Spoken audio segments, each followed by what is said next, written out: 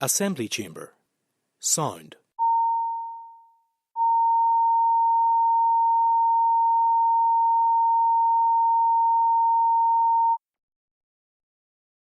Assembly Chamber. Sound.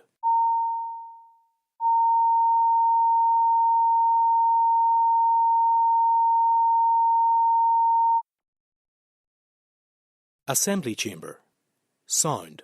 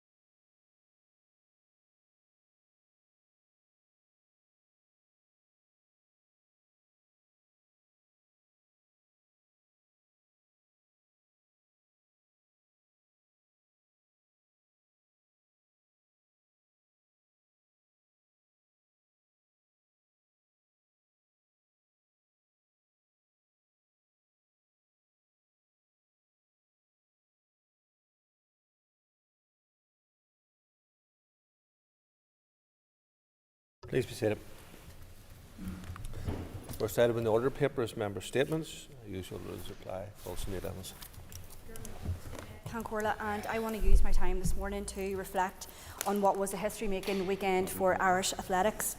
And people have seen the jubilant scenes on Saturday as our 4x4 relay mixed team made history by winning European gold.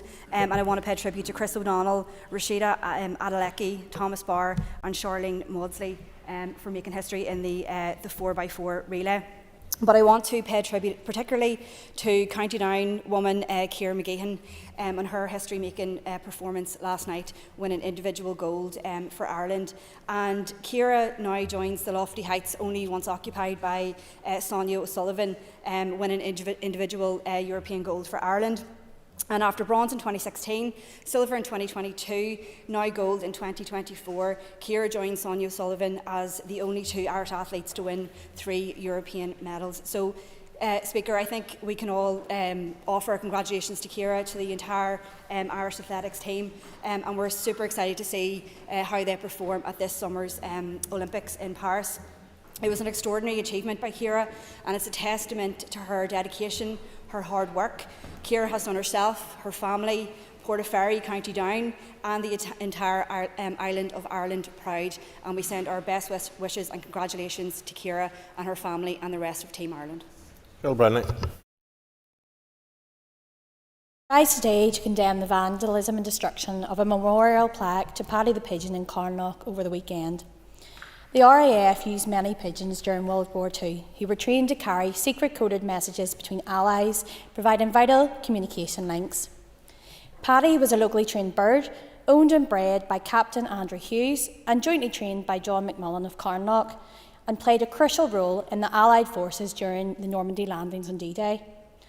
On the 12th of June 1944, Paddy was released in Normandy, carrying coded information about the Allied advance.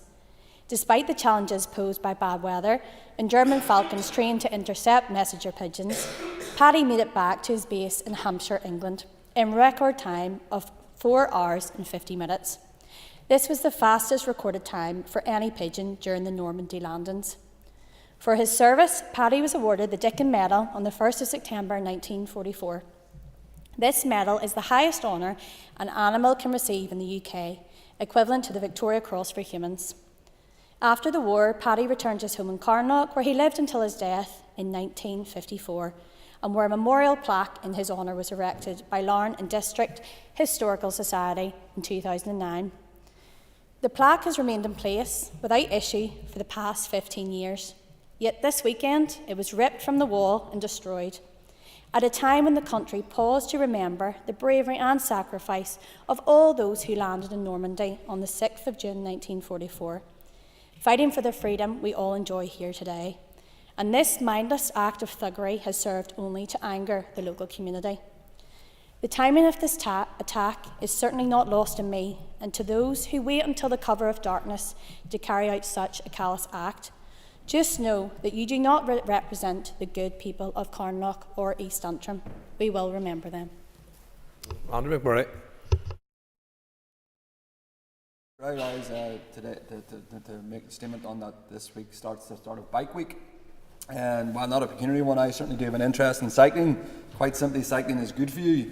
It helps those who cycle meet recommended physical activity guidelines, as well as benefiting mental health and well-being.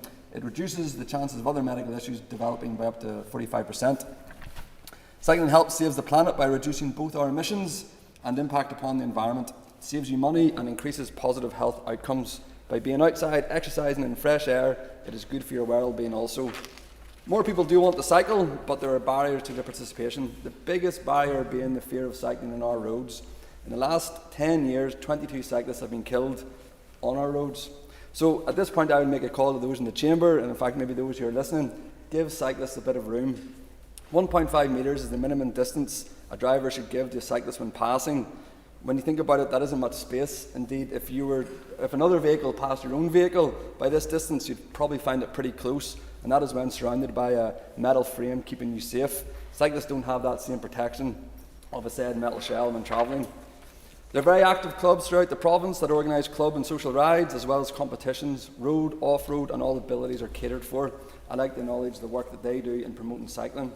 I would echo the call of agencies like Cycling UK, Outscape NI and Sustrans in their efforts to make cycling and active travel more accessible, and the benefits it provides by investing in safe and healthy sustainable travel throughout Northern Ireland and putting on a par with our neighbours in the Republic and Scotland.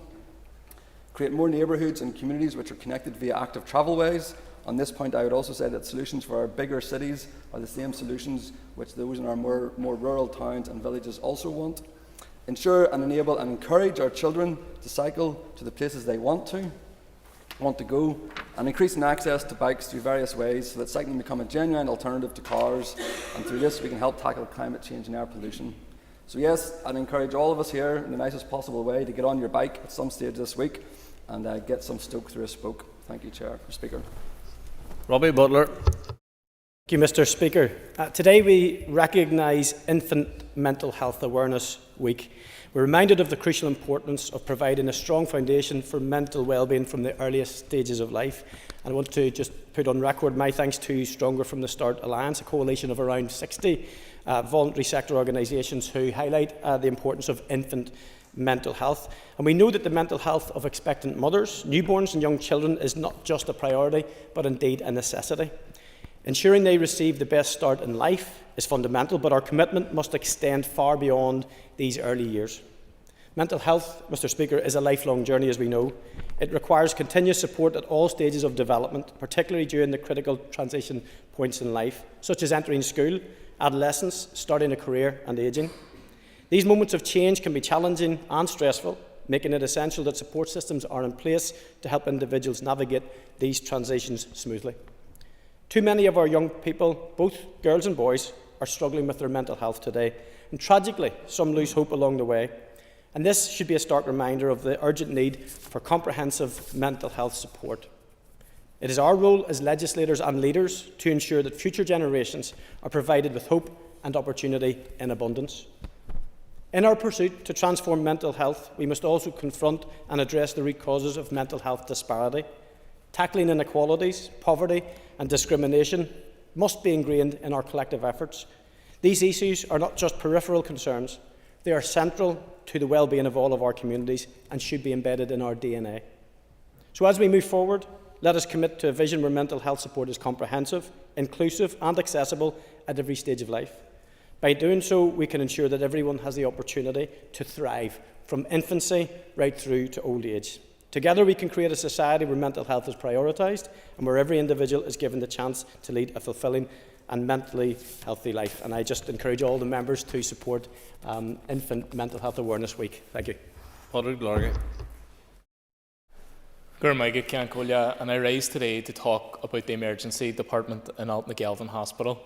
I firstly would like to welcome the opening of the minor injuries unit at Altnagelvin, which has helped to alleviate some of the pressures.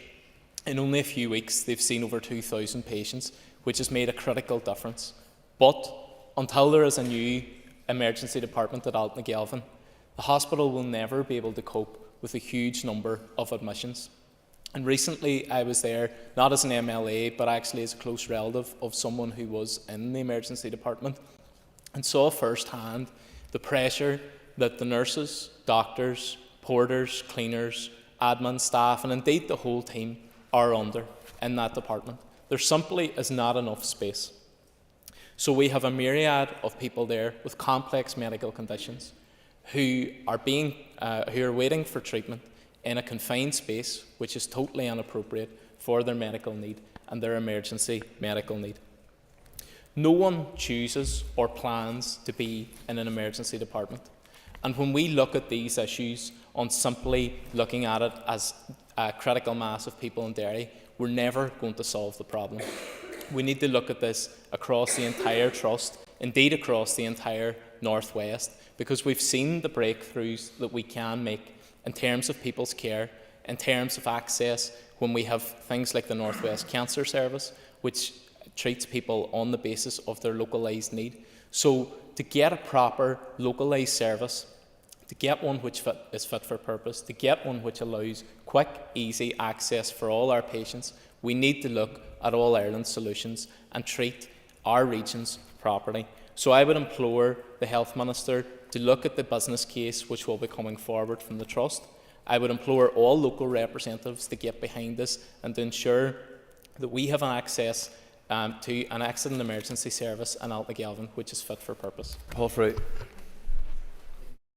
Speaker, last month I asked the question of the Health Minister to ask how many people had been deregistered from their dentist in the last 6 years. And I asked that question because I was seeing a worrying trend in my constituency office. The figures, Mr Speaker, are absolutely astounding. The number of patients deregistered in 2018 was 572. In 2019, it was 784. You would think that that would be natural. 2020, the first year of COVID, it was down to 243, and you'd expect that that was to do with the COVID pandemic. But then look what happens with lockdown philosophy.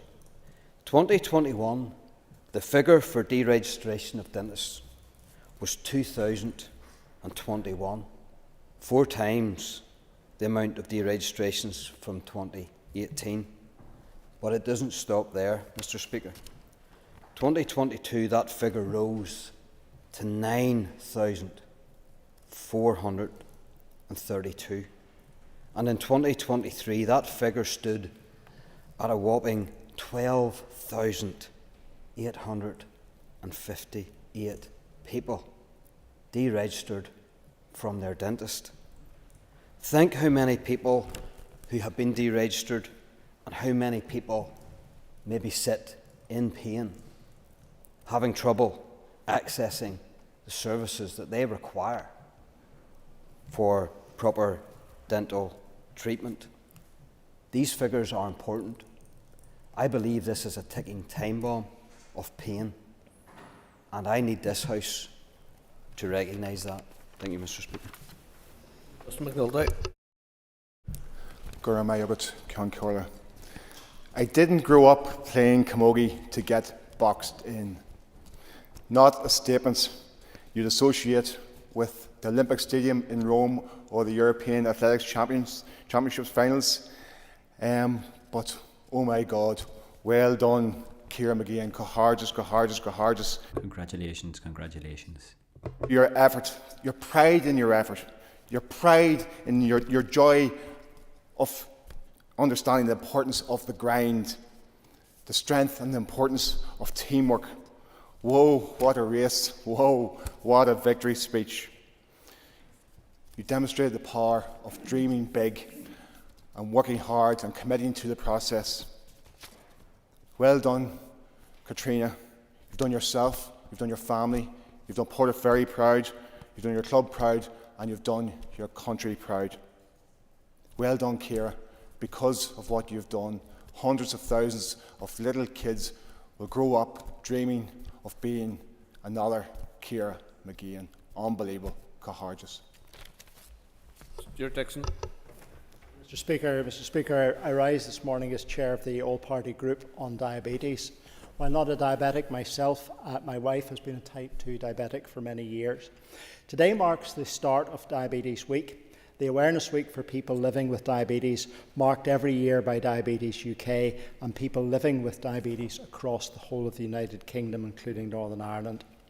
In Northern Ireland, there are just under 115,000 people living with various types of diabetes, a further 73,000 people living with pre-diabetes in Northern Ireland.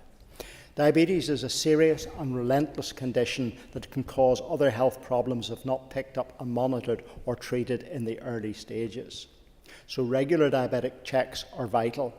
For this year's Diabetes Week, let us shine light on health checks everyone with diabetes needs.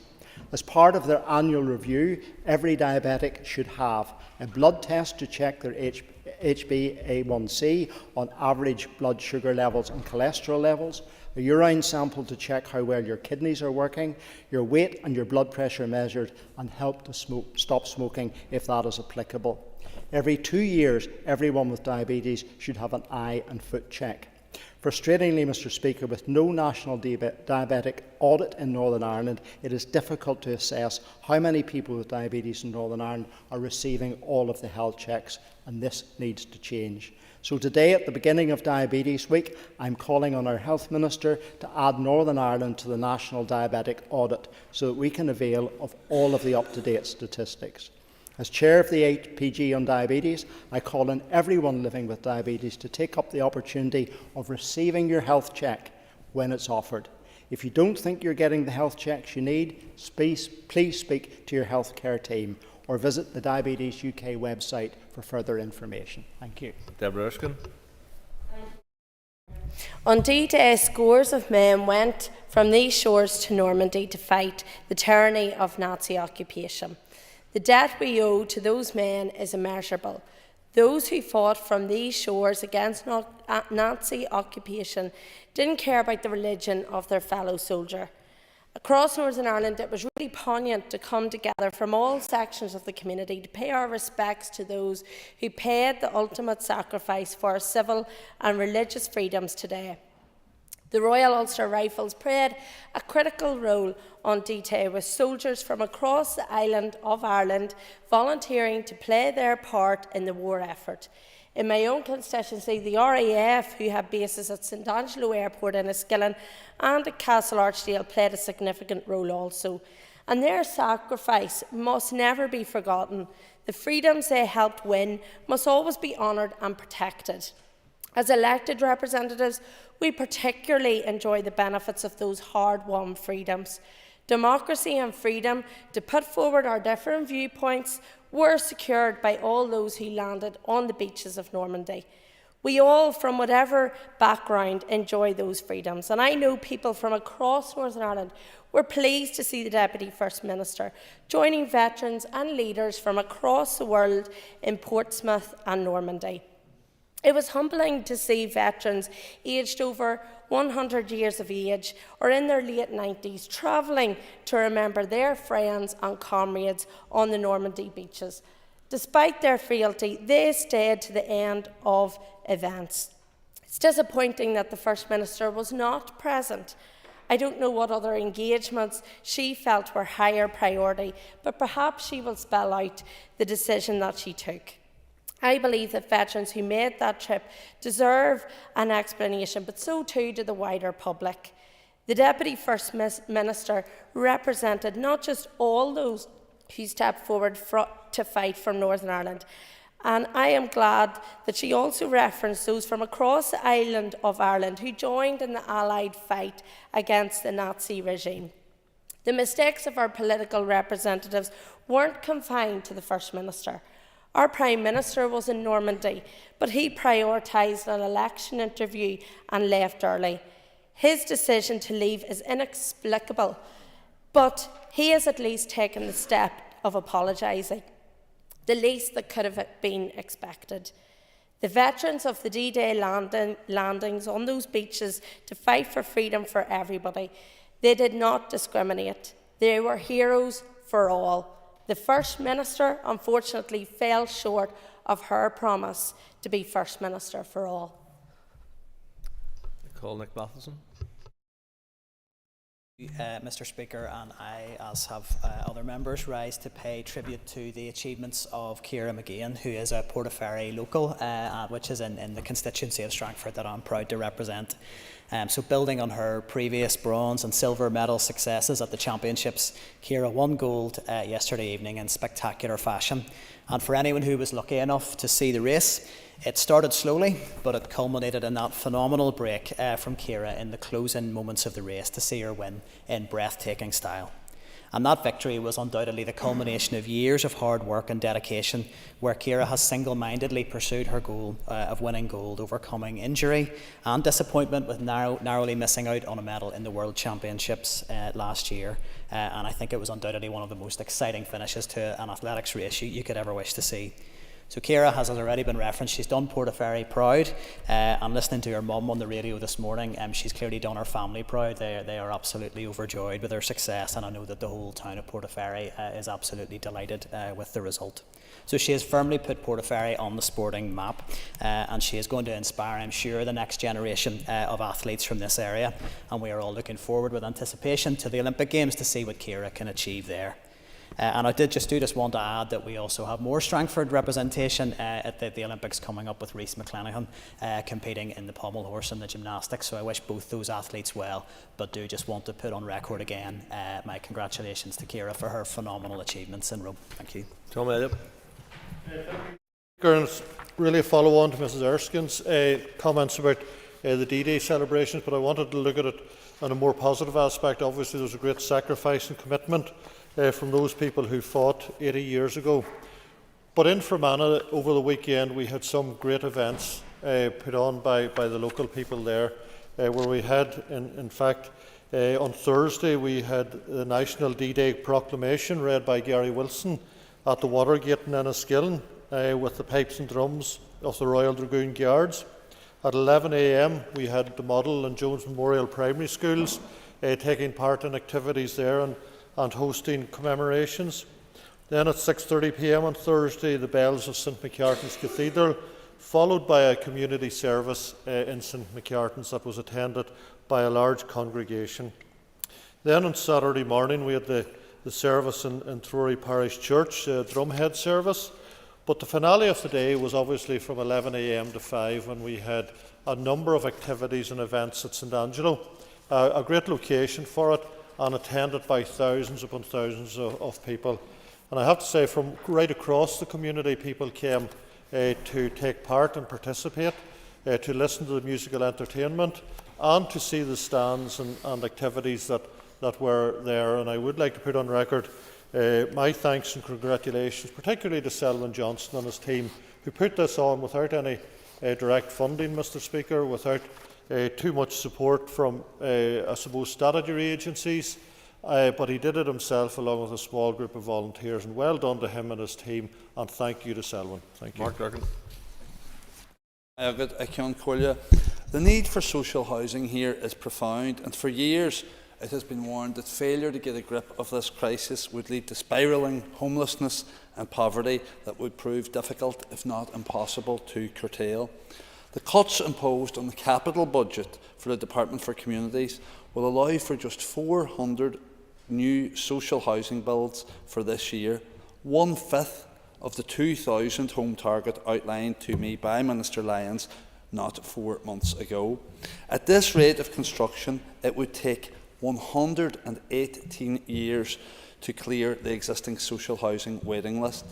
Figures which I recently received from the Minister show a fall in capital budget funding between 21-22 and 24-25 of £111 million. That's a whopping 45.4% reduction. We've reverted back to 2018-19 levels of funding without accounting for the impact of inflation. In that time, housing waiting lists have risen to a record high of 47,000 households. The failure to invest in social housing will have devastating consequences, particularly within areas of high deprivation. This trajectory will worsen without immediate intervention from the Executive. Despite promises, housing has not yet been included as a standalone outcome within a programme for government, and it remains to be seen if it will be. There have been harrowing cuts to homelessness prevention programmes and a backtrack on NDNA deals to enhance investment in new build housing. There's also been a deafening silence around the much heralded housing supply strategy, which was announced by a previous minister with great fanfare and promised 100,000 new homes within 15 years. Despite the urgent need for action, there has been a lack of follow-through, leaving countless families in housing limbo.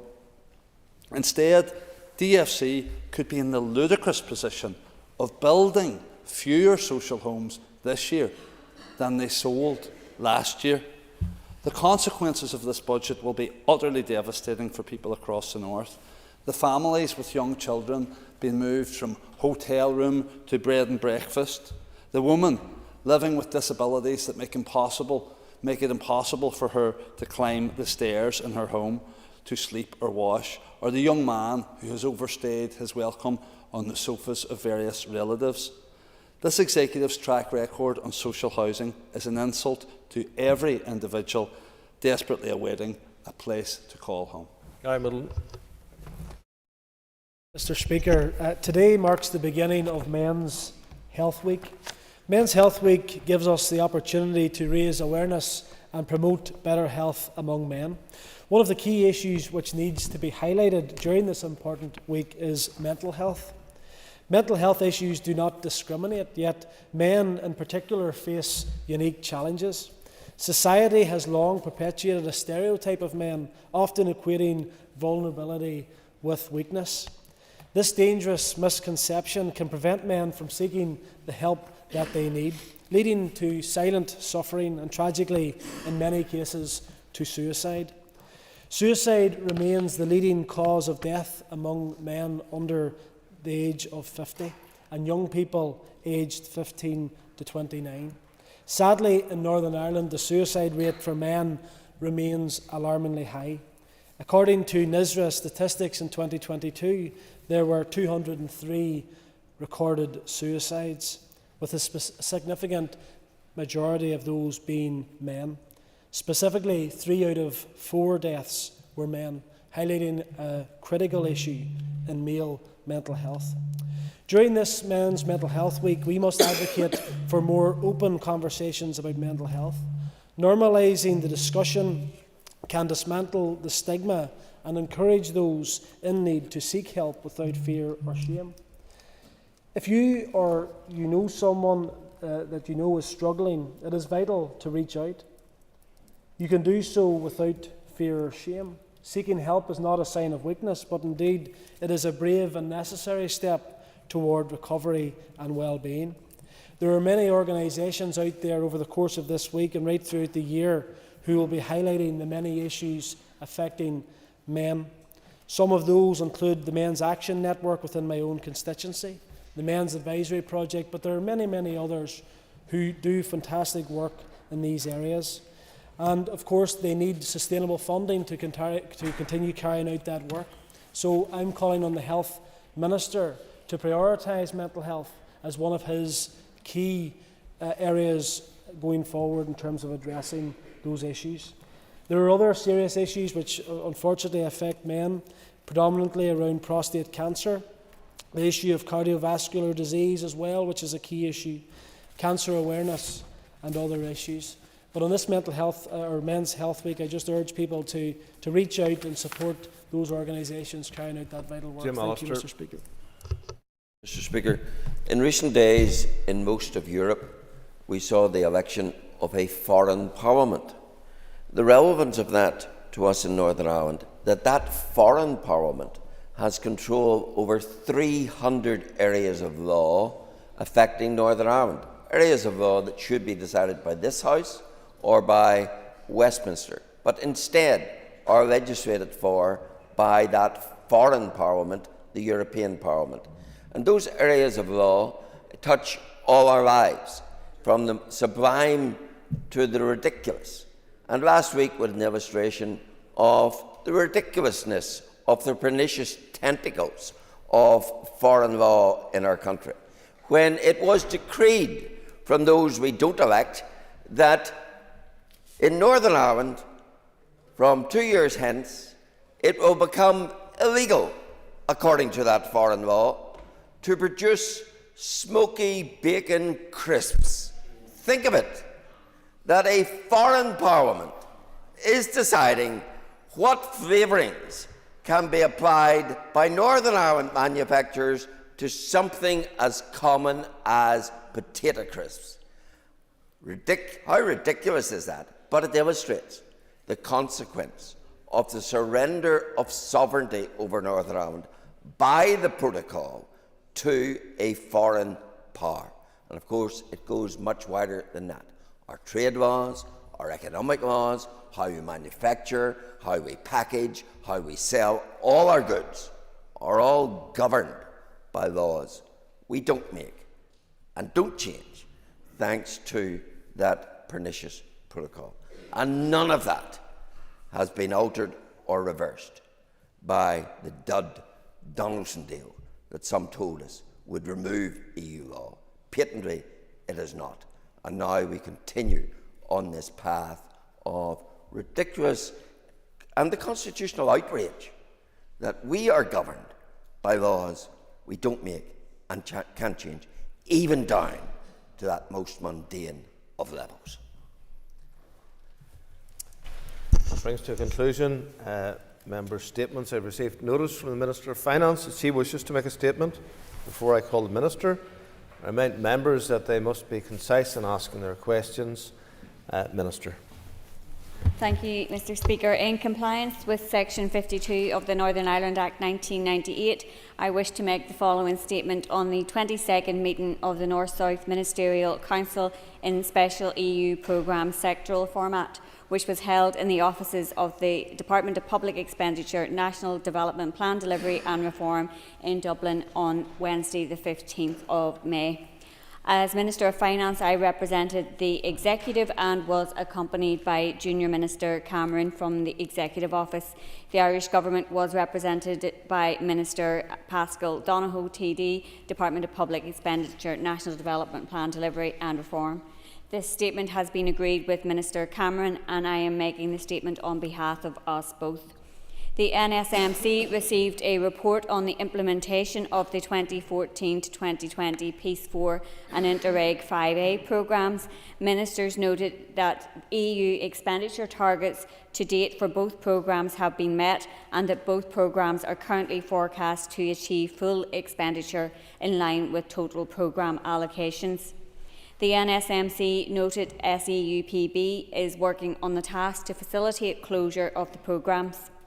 For Peace 4, 95 projects were approved within the priority areas of shared education, children and young people, shared spaces and services, and building positive relations. 88 projects have concluded, 1 has been withdrawn, and 6 are due to complete in 2024. Under Interreg 5A, 32 programmes were approved within the priority areas of research and innovation, environment, sustainable transport and health. 28 projects have concluded activity, 1 has been withdrawn and 3 are due to complete in 2024. Ministers welcomed the actions delivered specifically under the environment and sustainable transport themes of Interreg 5A to address the challenges of climate change and loss of biodiversity. The NSMC noted the SEUPB Chief Executive's progress report for the 2021-27 Peace Plus programme. Calls for funding applications opened in June 2023. Calls within 16 investment areas have opened to date, and 19 projects to the value of €278 million have so far been approved for funding, representing almost a quarter, 24.3% of the total programme value. Ministers received a presentation on the Peace Plus Young Social Innovators project. The NSMC noted the programme has a strong focus on actions to address climate change and loss of biodiversity, including an investment of €303 million €3 million in the Supporting a Sustainable and Better Connected Future theme. Ministers welcomed the contribution of Peace 4, Interreg 5A and Peace Plus programmes in protecting and preserving peace and providing opportunities for building prosperity. Ministers noted and approved the SEUPB Corporate Plan for 2023 to 25 and the business plans and budget provision for 2022, 23 and 24, which were drafted in line with guidance issued by the Finance Departments. Ministers noted the SEUPB annual reports and accounts for 2019, 2020 and 2021 and its draft accounts for 2022-23. The SEUPB annual reports and accounts for 2019 and 2020 have been certified by the Comptrollers and Auditors General in both jurisdictions and have been laid before the Assembly and the Houses of the Oireachtas.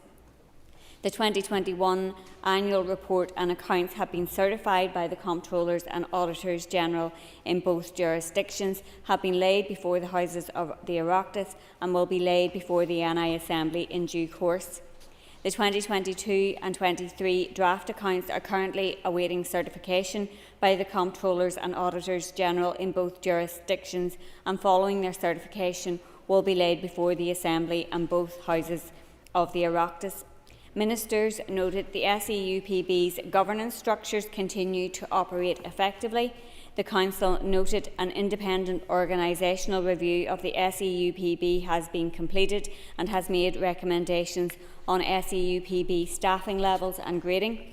Ministers agreed that the approved headcount for SEUPB will be revised to 86 with the potential to increase to 88 and agreed that 5 posts identified in the review will be regraded. The NSMC agreed to hold its next special EUPB programmes meeting in autumn 2024. The current period for Peace Plus ends in 2027, so can I ask whether there was any discussion of whether that funding programme will be renewed? We will have a new EU Commission this year. There were EU elections this weekend. Not to rub it in, I'm sure the Minister did notice that there were elections this weekend, but it would be helpful to know what plans are in place to negotiate a new period of Peace Plus funding. Minister. So, as the member will be aware, the current 2021-27 Police Plus programme came into existence as part of the withdrawal agreement in 2019.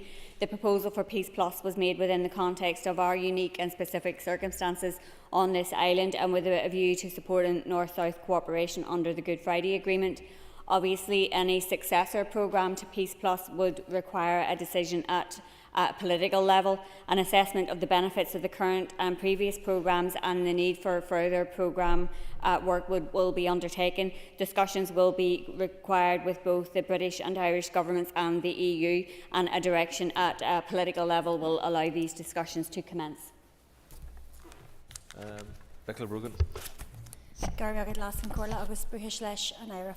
my thanks to the Minister also. Describe what is the current position with the Peace Plus programme, please. Minister. SEUPB officially opened the Peace Plus for funding calls in June last year. Programme implementation is progressing well. The majority of the 22 investment areas having opened their calls for application. The remaining investment areas are scheduled to open for applications later this year. A number of programme steering committee meetings have taken place. These make the final decisions on applications, resulting in funding being awarded. And so far, over a quarter, £274 million of the programme budget has been committed to 23 successful projects. This includes approximately £30.5 million committed since the meeting took place on the 15th of May. Funds have been committed to youth projects, mental health, shared education, local community peace action plans, victims and survivors, the Belfast to Dublin enterprise and geothermal energy. Jan Forsyth. Thank you, Mr. Speaker, and thank you, Minister, for your statement today. I note you mentioned the increased headcount approved in SEUPB, and I wonder, in this year of such a challenging budget, where within your department there's quite significant pressure and cuts right across our IT, HR, land and property services, what impact will the Department of Finance budget cuts have on SEUPB? Minister. Yeah, thank the member for the question.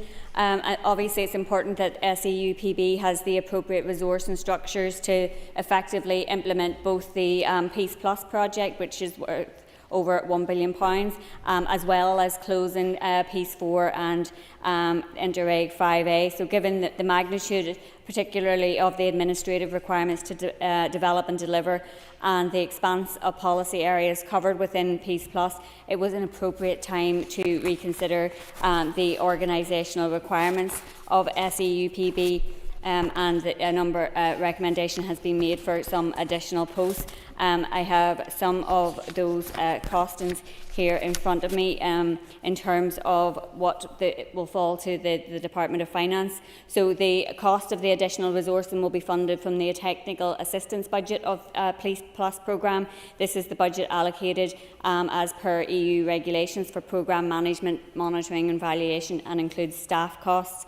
Peace Plus is funded 80% through ERDF, which is fully reimbursed by the European Commission, and the remaining 20% is provided by the accountable departments' match funding, which comes from the core budget, and both obviously the DOF in the north and the Department of Public Expenditure, National Plan Delivery and Reform in the south are the accountable departments. So the cost to DOF would be almost 15% of the total additional cost, and the total additional cost for the posts is £300,000. So the cost that falls to the Department of Finance is £44,640, which in the grand scheme of the department's budget isn't a huge amount, but obviously it's something that we will continue to monitor in the time ahead. Owen Tennyson.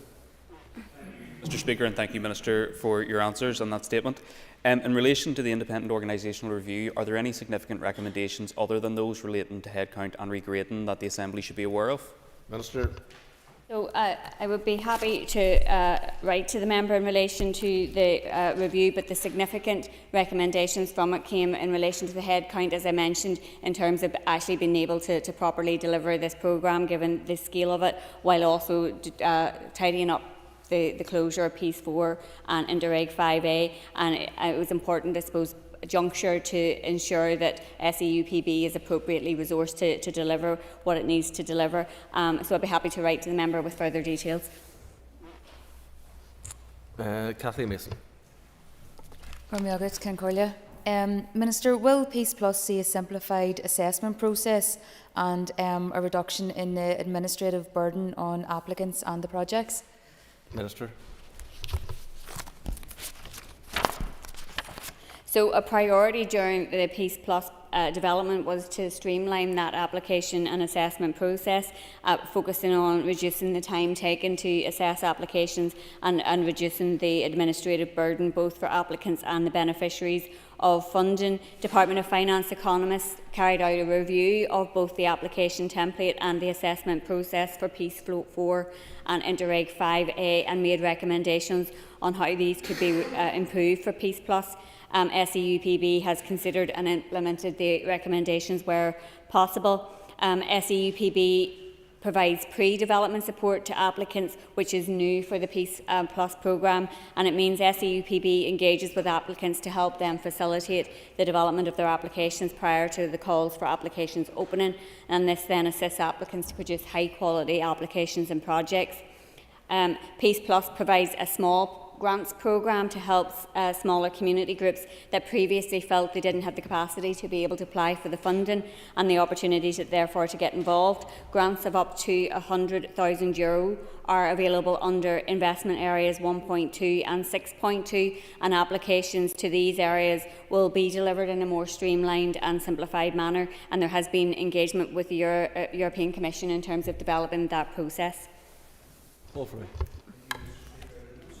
The SEUPB annual report and accounts for 2021 has been certified by the Controller and Auditor General in both jurisdictions, having been laid before the Houses of the Oireachtas and will be laid before the Northern Ireland Assembly in due course. Can I ask, Minister, what is the hold-up, and why then are we still awaiting certification for 2022? Minister. Well, I would be happy to write to the member and furnish him with details on that. I assume it's a process issue. Colin McGrath. Thank you very much, Mr. Speaker. Minister, given that peace monies can often be delivered to the community and voluntary sector in the absence of funds from the executive, is the Minister aware of any additional emphasis that could be placed on mental health? I have a number of groups across my constituency that are struggling for funds that absolutely need to get additional monies to be able to do their work, such as the Pop-Up Art in Downpatrick, My in Newcastle, the Well in the Kingdom, and even neurodivergent groups such as the ADHD Hub in Newcastle. Sure. I commend the member in getting the plugs in for his local constituency there. But one of the key themes of Peace Plus is youth mental health and well-being, and there are a significant role, I suppose, for community organisations in terms of Peace Plus, and there was significant engagement to ensure the needs of communities were being addressed and recognised within the development of the programme, and specific engagement with smaller community groups, which I think is really important, as I guess some felt there was a barrier previously to being able to get involved, and that's why there has been that specific focus on ensuring a more simplified approach to the application process, and I think that there are obviously the specific elements in relation to mental health, but obviously within those other themes as well, there are opportunities for community organisations and groups like those that you have mentioned to apply for those smaller grants as well, which is a new opportunity. And those grants of up to €100,000 will be part of what's going to be called cross-community changemaker funds and cross-border changemaker funds. So there might be opportunities there, and I would encourage the member to engage with SEUPB around what additional opportunities there might be in relation to mental health. Jim Allister. Is it another sign of the profligacy of North-South bodies that in the case of SEUPB, no accounts after 2021 have even been certified, and yet the Minister comes to the House today and announces an increase in staff of up to 86 or even 88. She hasn't told us how many extra staff that is. How many extra staff are being appointed for this body whose accounts are not in order?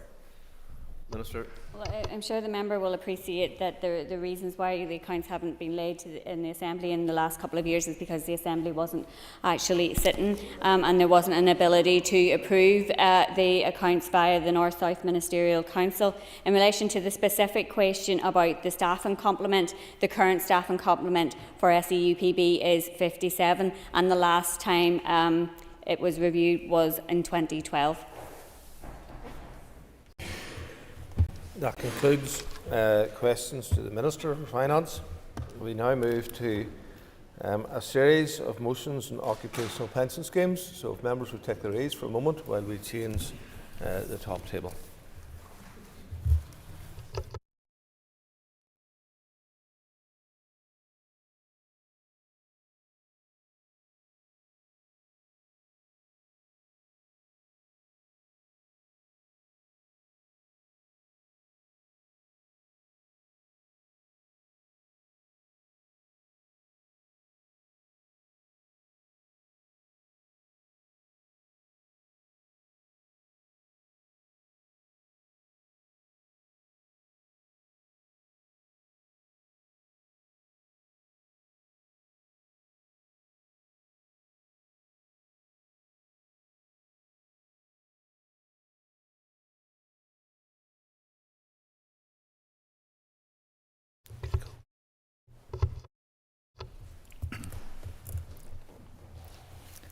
Members, the next item of business is a motion to approve a statutory rule. I will ask the clerk to read the motion. That the Occupational Pension Schemes Administration, Investment, Charges and Governance Amendment Regulations Northern Ireland 2024 be approved. Thank you. I call the Minister for Communities to move the motion. Back to move. Thank you, Minister. The Business Committee has agreed that there should be no time limit on this debate, and I call the Minister to open the debate on the motion. Thank you, Mr. Deputy Speaker. The rule is the first of 4 sets of regulations relating to pensions that we are considering today. These regulations require the approval of the Assembly, and due to the absence of the Assembly, they have been revoked and replaced on several occasions. Otherwise, they would have expired at the end of the 6-month period from the date they came into operation. As the provisions are somewhat technical, I should explain and perhaps warn at the outset that some pensions jargon is inevitable. This rule is the current replacement of the original regulations which came into operation on the 6th of April 2023. It amends a number of sets of existing regulations, including the Occupational Pension Schemes, Scheme Administration Regulations, Northern Ireland 1997. The rule places administration and governance requirements on trustees of occupational defined contribution pension schemes, in particular to require trustees of certain schemes to disclose their investment returns and demonstrate that they are providing value for their members. It also increases flexibility for defined contribution schemes to make greater use of performance fees payable to fund managers when they deliver healthy returns on their default investment arrangements. These are funds into which members are automatically placed by the scheme. It makes other changes to the ways in which specific types of pension schemes must comply with the requirements to produce a statement of investment principles. For example, it includes provision to require trustees of relevant schemes to include an explanation of their policy on investing in illiquid assets.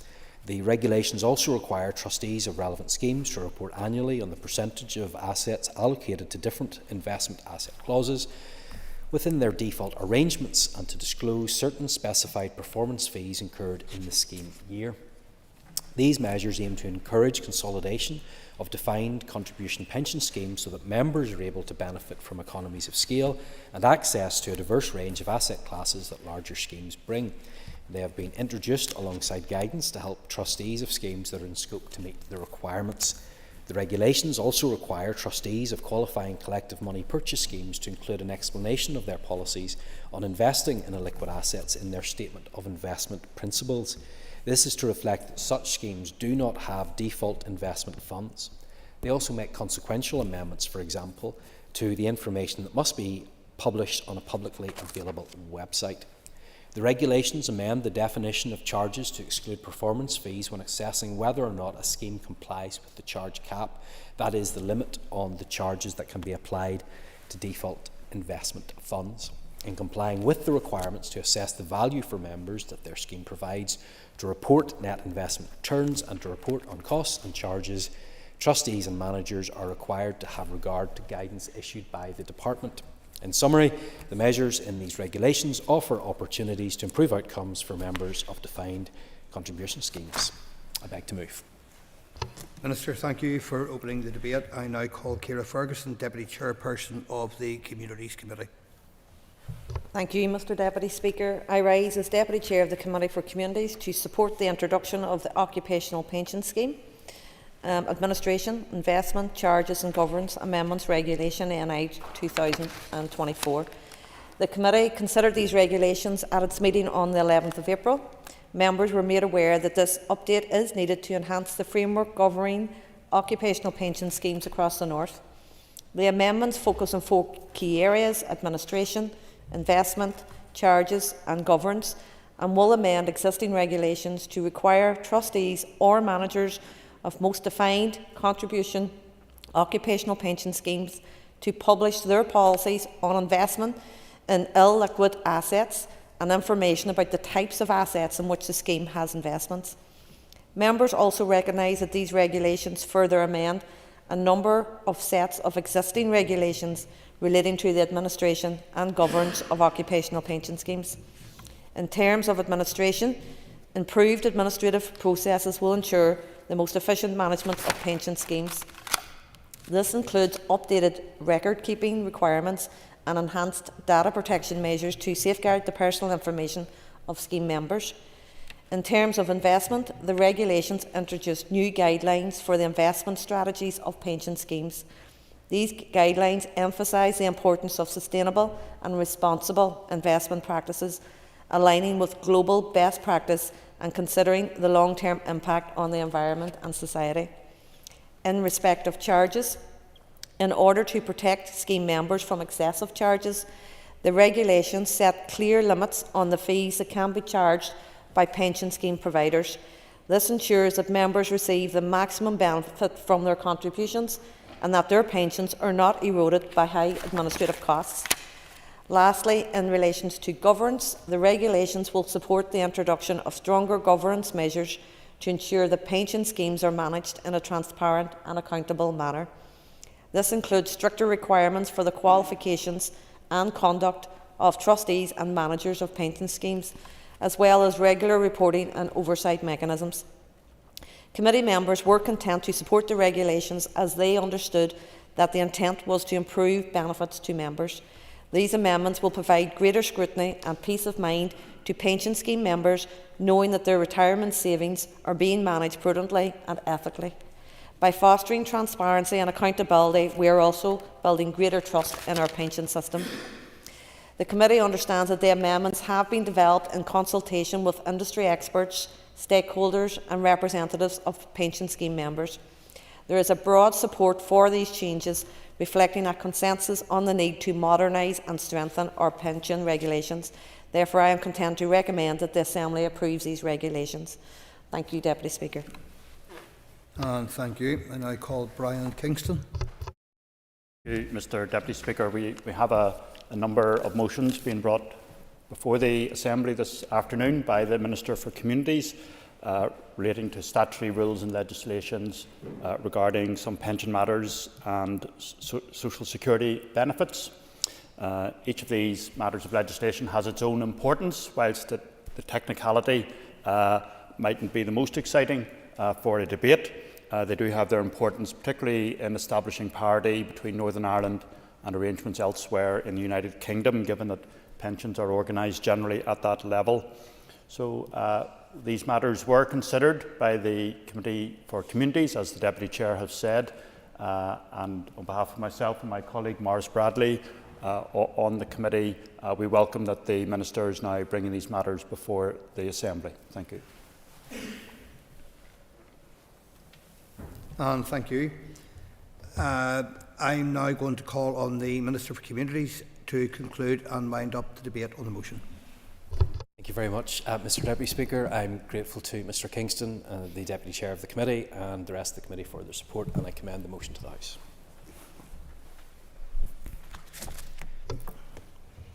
Members, the question is that the Occupational Pension Schemes Administration Investment Charges and Governance Amendment Regulations Northern Ireland 2024 be approved. All those in favour say aye. Aye. Contrary, no. The ayes have it. The ayes have it. Members, the next item of business is a motion to approve a statutory rule. I will ask the clerk to read the motion. That the Occupational Pension Schemes Collective Money Purchase Schemes Regulation Northern Ireland 2024 be approved. Thank you, and I call the Minister for Communities to move the motion. Move. Thank you, Minister. The Business Committee has agreed that there should be no time limit on this debate, and I call the Minister to open the debate on the motion. Minister. Thank you, Mr Deputy Speaker. This rule is the current replacement of the original regulations which came into operation on the 1st of August 2022. The rule provides for an authorisation and supervision regime for collective money purchase schemes. These are commonly known as collective defined contribution or CDC pension schemes. Currently, there are two primary types of pension schemes: defined benefit schemes, where the employer underwrites the pension benefits paid to employees, and defined contribution schemes, where individual members bear all the investment and longevity risks, and there are no employer guarantees regarding what the member may receive at retirement. Collective money purchase schemes provide an alternative in which the contributions of members and employers are pooled and invested with a view to delivering benefits at the level to which the scheme aspires. They offer potential benefits in economies of scale and the opportunity for greater investment in higher returning assets than are usually associated with defined contribution occupational pension schemes. Their collective nature means that investment and longevity risks are shared across the membership, and as these schemes provide an income to pensioner members, there is no need for members to make complex financial decisions at the point of retirement. Income in retirement from collective money purchase schemes is subject to periodic adjustment, which is designed to achieve a balance between a scheme's assets and the amount required for the provision of benefits. Collective money purchase schemes are believed to be more sustainable for employers and employees alike and have the potential to offer better outcomes for pension scheme members. To build confidence in these new schemes, it is considered essential that only well-run schemes are allowed to operate. The regulations set out detailed requirements for the process for applying to the pensions regulator for authorisation, as well as details regarding the authorisation criteria that need to be met in order for collective money purchase schemes to operate. These include criteria to ensure only fit and proper persons are involved in key capacities relating to these schemes, that the design of the scheme is sound and complies with the legislative requirements, and that the scheme has sufficient financial resources to meet the costs of setting up and running the scheme and to take the necessary steps if things go wrong. If the pensions regulator is not satisfied that all the authorisation criteria are met, it cannot authorise the scheme. The regulations also set out requirements relating to the pensions regulator's supervisory role. The regulator can withdraw authorisation if it is no longer satisfied that the authorisation criteria are met. The regulations set out further detail on information to be provided to the regulator while the scheme is running, which will help the regulator consider whether it is satisfied that the authorisation criteria for schemes continue to be met. The regulations also provide more detail about the actions trustees must take if a scheme experiences a triggering event. These are certain events set out in primary legislation that can pose a threat to the future of the scheme and the interests of members. The regulations also provide for consequential amendments to other sets of regulations, for example, to make provision for an alternative automatic enrolment quality test for collective money purchase schemes.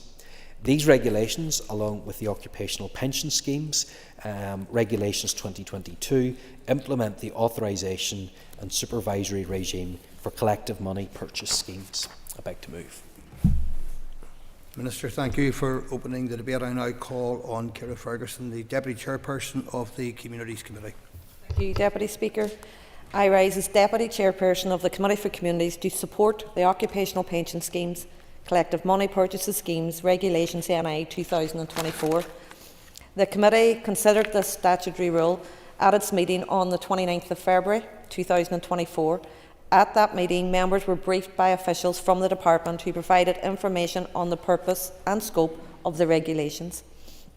Committee members heard that these regulations revoke and replace the previous 2023 regulations, ensuring the continuity of the authorisation and supervisory regime for collective money purchase schemes. Collective money purchase schemes, also known as collective defined contribution schemes, pool contributions and investment risks, providing more predictable benefits compared to traditional defined contribution schemes. In terms of the key features of the regulations, the CMP schemes are designed to offer a more stable and reliable income for pensioners, balancing risks more effectively across members. They include specific provisions for the establishment, administration and governance of collective money purchase schemes. In terms of the establishment of CMP schemes, the regulations outline the criteria for setting up a CMP scheme, ensuring that they are established by credible and capable entities. This includes rigorous initial assessments to confirm that the proposed schemes have robust financial and operational frameworks. In relation to administration, clear guidelines are provided to ensure efficient administration, emphasising the importance of accurate record keeping and transparent communication with members. The regulations also require regular reporting to ensure ongoing compliance and effective oversight. Committee was content that the regulations promote sustainable investment practices, ensuring that the schemes are aligned with broader economic and environmental goals. The regulations also include strong governance and member protection, including requirements for the qualifications and conduct of trustees and scheme managers. Enhanced protection measures are in place to safeguard members' interests, including mechanisms for dispute resolution and member engagement. Committee recognise that these regulations support greater diversity and choice in the pensions market for employers and employees. In conclusion, committee members were agreed that the Occupational Pension Schemes, Collective Money Purchase Schemes Regulations NI 2024 represent a forward-thinking approach to pension provision. These regulations offer enhanced security, stability and predictability for pension scheme members. Following the briefing and a question and answer session, the committee recommended that the regulations be approved by the Assembly, and on behalf of the committee, I am content to recommend that the Assembly approves the Occupational Pension Scheme Collective Money Purchase Schemes Regulations NI 2024. Thank you. And thank you for that. On behalf of the committee, I now call on the Minister for Communities to conclude and wind up the debate. Thank you very much, Mr Deputy Speaker. I'm grateful to the Deputy Chair and the Committee for their support and for the evident enthusiasm from the rest of the Chamber, and I commend the motion to the House. Members, the question is that the Occupational Pension Schemes Collective Money Purchase Schemes Regulations Northern Ireland 2024 be approved. All those in favour say aye. Aye. Contrary, no. The ayes have it. The ayes have it.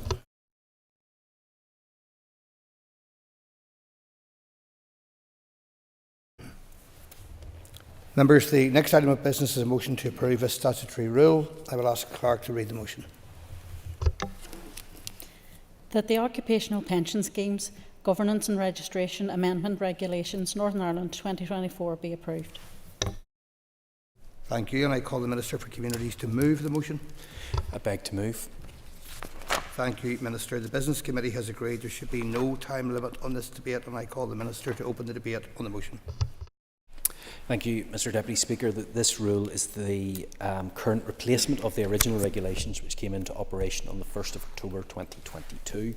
The rule integrates into pensions law provisions of the Investment, Consultancy and Fiduciary Management Market Investigations Order 2019 made by the Competition and Markets Authority. It also enables the pensions regulator to oversee compliance by trustees of relevant pension schemes to allow for effective monitoring and enforcement.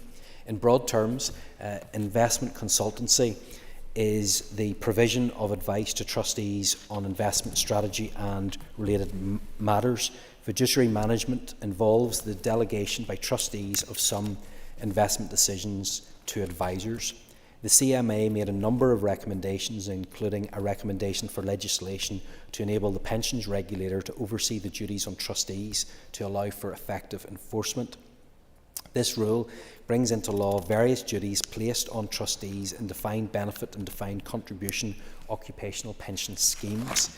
The regulations primarily amend the Occupational Pension Schemes Scheme Administration Regulations, Northern Ireland 1997, to impose duties on trustees of relevant trust schemes in connection with the provision of fiduciary management schemes by fiduciary management providers. Trustees of occupational pension schemes are required to set objectives for persons who provide them with investment consultancy services, to review those objectives at intervals of no more than 3 years, and to review annually the performance of providers against the objectives. Setting objectives enables trustees to monitor the performance of their advisors and get better value for money in the long term. Trustees are also required to carry out a qualifying tender process when continuing to use existing fiduciary management providers or appointing new ones if the scheme meets the asset management threshold. The threshold is met when fiduciary managers covered by regulations manage 20% or more of in-scope assets. The regulations also set out what the qualifying tender process is and when it must be carried out. These duties encourage trustees to become more engaged with the way services are bought, monitored and evaluated, or to consider more efficient consolidation options. In turn, this leads to better outcomes for scheme members and employer sponsors of schemes. Specific enforcement powers are given to the pensions regulator in connection with these duties. For example, the process is set out for the regulator to issue a compliance notice or third-party compliance notice if it is the opinion of that person if it is of the opinion that a person is not complying or has not complied with the relevant provision. The regulations also amend Regulation 3 of the Register of Occupational and Personal Pension Schemes Regulations, Northern Ireland 2005, so as to, among other things, require certain information about investment consultancy providers and fiduciary management providers to be included in the scheme return. Trustees are required to provide relevant detail of each of their fiduciary management providers and whether the trustees carried out a qualifying tender process in relation to that provider. If they did not carry out such a process in relation to that provider, the trustees have to state why it was not carried out. Trustees are also required to confirm relevant details of each of their investment consultancy providers and whether the trustees have set and reviewed the objectives and reviewed the performance of the provider, and if not, why that is the case. The overall aim of the remedies is to encourage trustees to better engage and monitor the value for money of the services they use. Better oversight of these measures should also have a positive impact on defined contribution members' pots and defined benefit funding shortfalls. I beg to move. Minister, thank you again for opening the debate, and I call on Ciara Ferguson, the Deputy Chairperson of the Communities Committee. Thank you, Deputy Speaker. I rise as the Deputy Chairperson of the Committee for Communities to support the introduction of the Occupational Pension Scheme Governance and Registration Amendment Regulations NI 2024. The Committee considered this rule at its meeting on the 11th of April. The Committee understands that the primary objective of these regulations is to integrate provisions from the Investment Consultancy and Fiduciary Management Markets Investigation Order 2019 made by the Competition and Markets Authority (CMA) into our pensions law. This integration allows the pensions regulator to oversee compliance by trustees, ensuring effective monitoring and enforcement of governance standards, and this is to be welcomed. Members understand there are a number of key aspects of the regulations. Firstly, governance enhancements. Trustees of relevant pension schemes are required to conduct qualifying tender processes when appointing or continuing the fiduciary management services, especially when asset management thresholds are met. This is to ensure that trustees are engaging in competitive practices, thereby securing better value and service quality for scheme members. Secondly, in terms of duties on trustees, trustees will need to set and review objectives of their investment consultancy providers, with reviews taking place at intervals of no more than 3 years. Annual performance reviews of investment consultancy providers are also required, promoting continuous oversight and accountability. In terms of enforcement and compliance, The pensions regulator is granted specific enforcement powers, including issuing compliance and penalty notices. Trustees are required to provide detailed information about their fiduciary management and investment consultancy providers in their scheme returns, fostering greater transparency.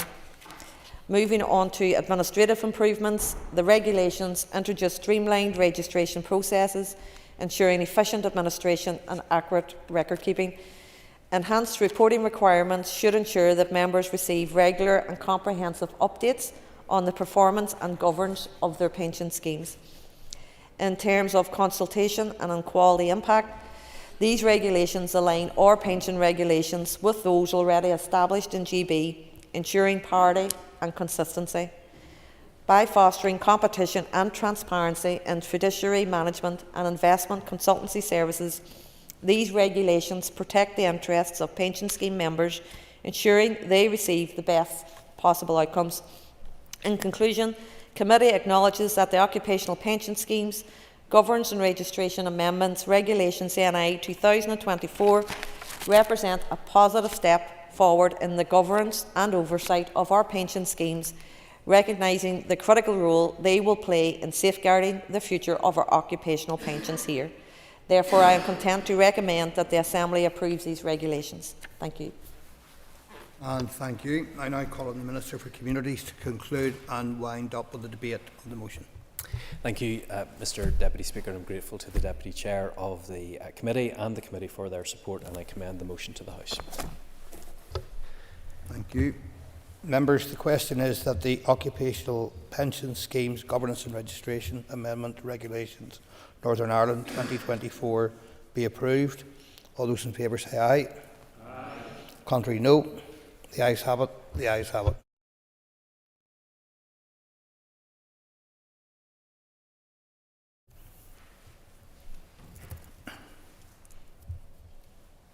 The next item of business is a motion to approve a statutory rule. I will ask the Clerk to read the motion. That the Occupational Pension Schemes Master Trust Regulations Northern Ireland 2024 be approved. Thank you, and I call the Minister for Communities to move the motion. I beg to move. Thank you, Minister. The Business Committee has agreed again that there should be no time limit on this debate, and I call the Minister to open the debate on the motion. Thank you, Mr Deputy Speaker. This rule is the current replacement of the original regulations which came into operation on the 6th of April 2022. This rule provides for the authorisation and supervision regime for Master Trust pension schemes under the Pension Schemes Act Northern Ireland 2021, which corresponds to provision for Great Britain in the Pension Schemes Act 2017. A master scheme is one which must be used by more than one employer, provides money purchase pensions, and is not a public sector scheme or used only by connected employers, for example by one profession or group of companies. Many employers have chosen to enrol their workers into a master trust scheme rather than setting up their own pension scheme. This led to a considerable expansion of the master trust market. Master trust scheme structures create specific risks that were not addressed by the legislation which was designed for other types of pension scheme.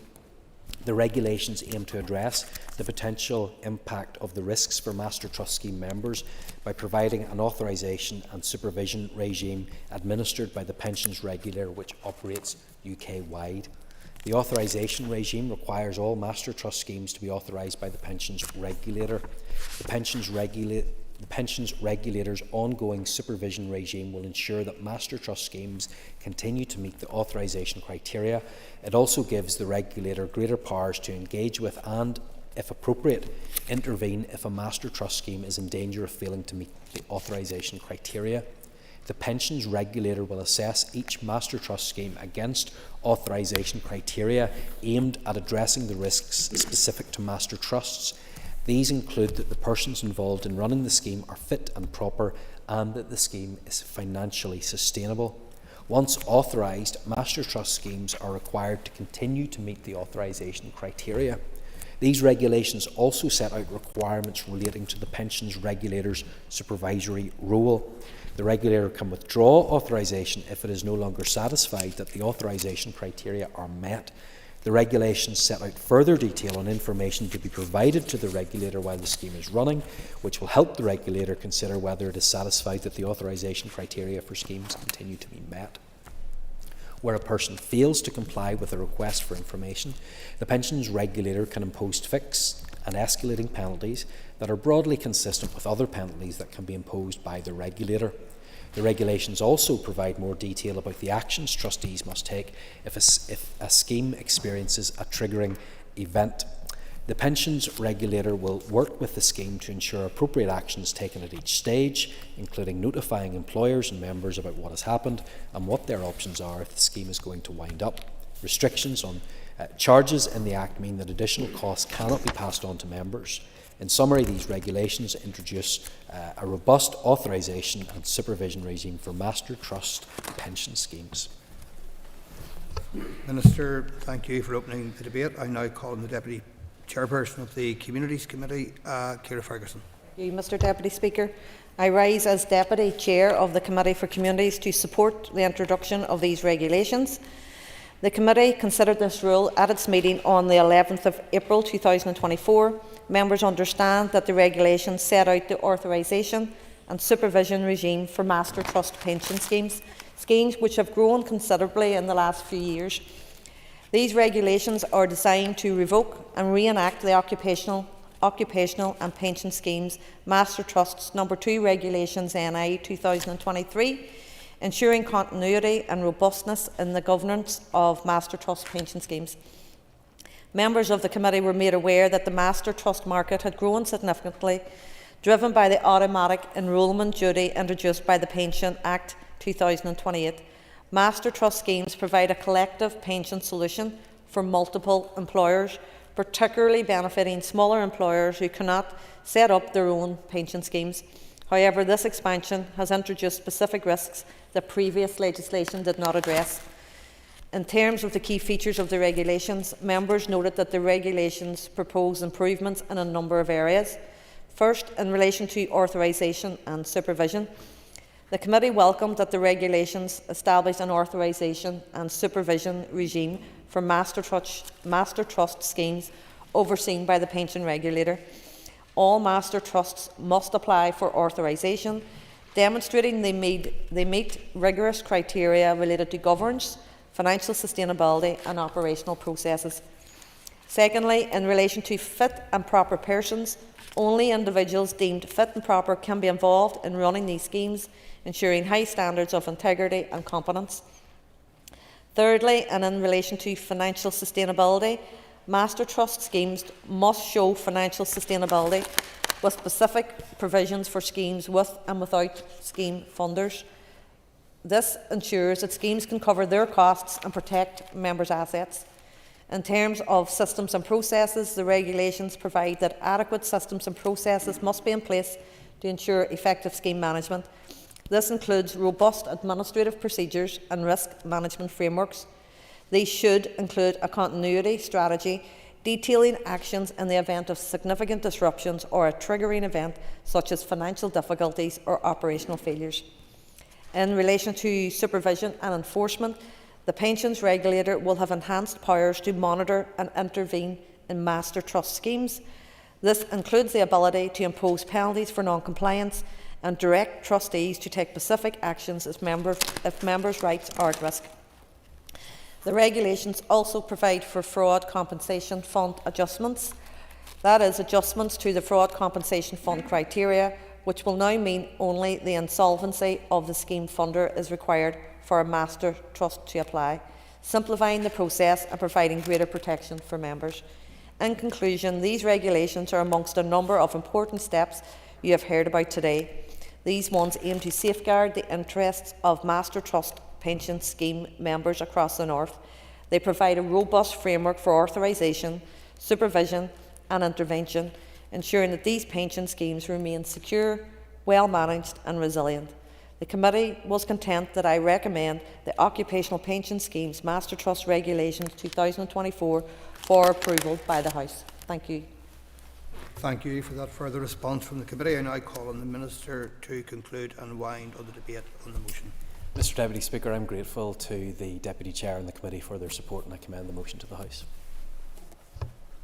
Thank you, Minister. Members, the question is that the Occupational Pension Schemes Master Trusts Regulations Northern Ireland 2024 be approved. All those in favour say aye. Aye. Contrary, no. The ayes have it. The ayes have it. Members, the Minister and the Deputy Chair of the Committee are getting through business very efficiently here today, and lots of business at that.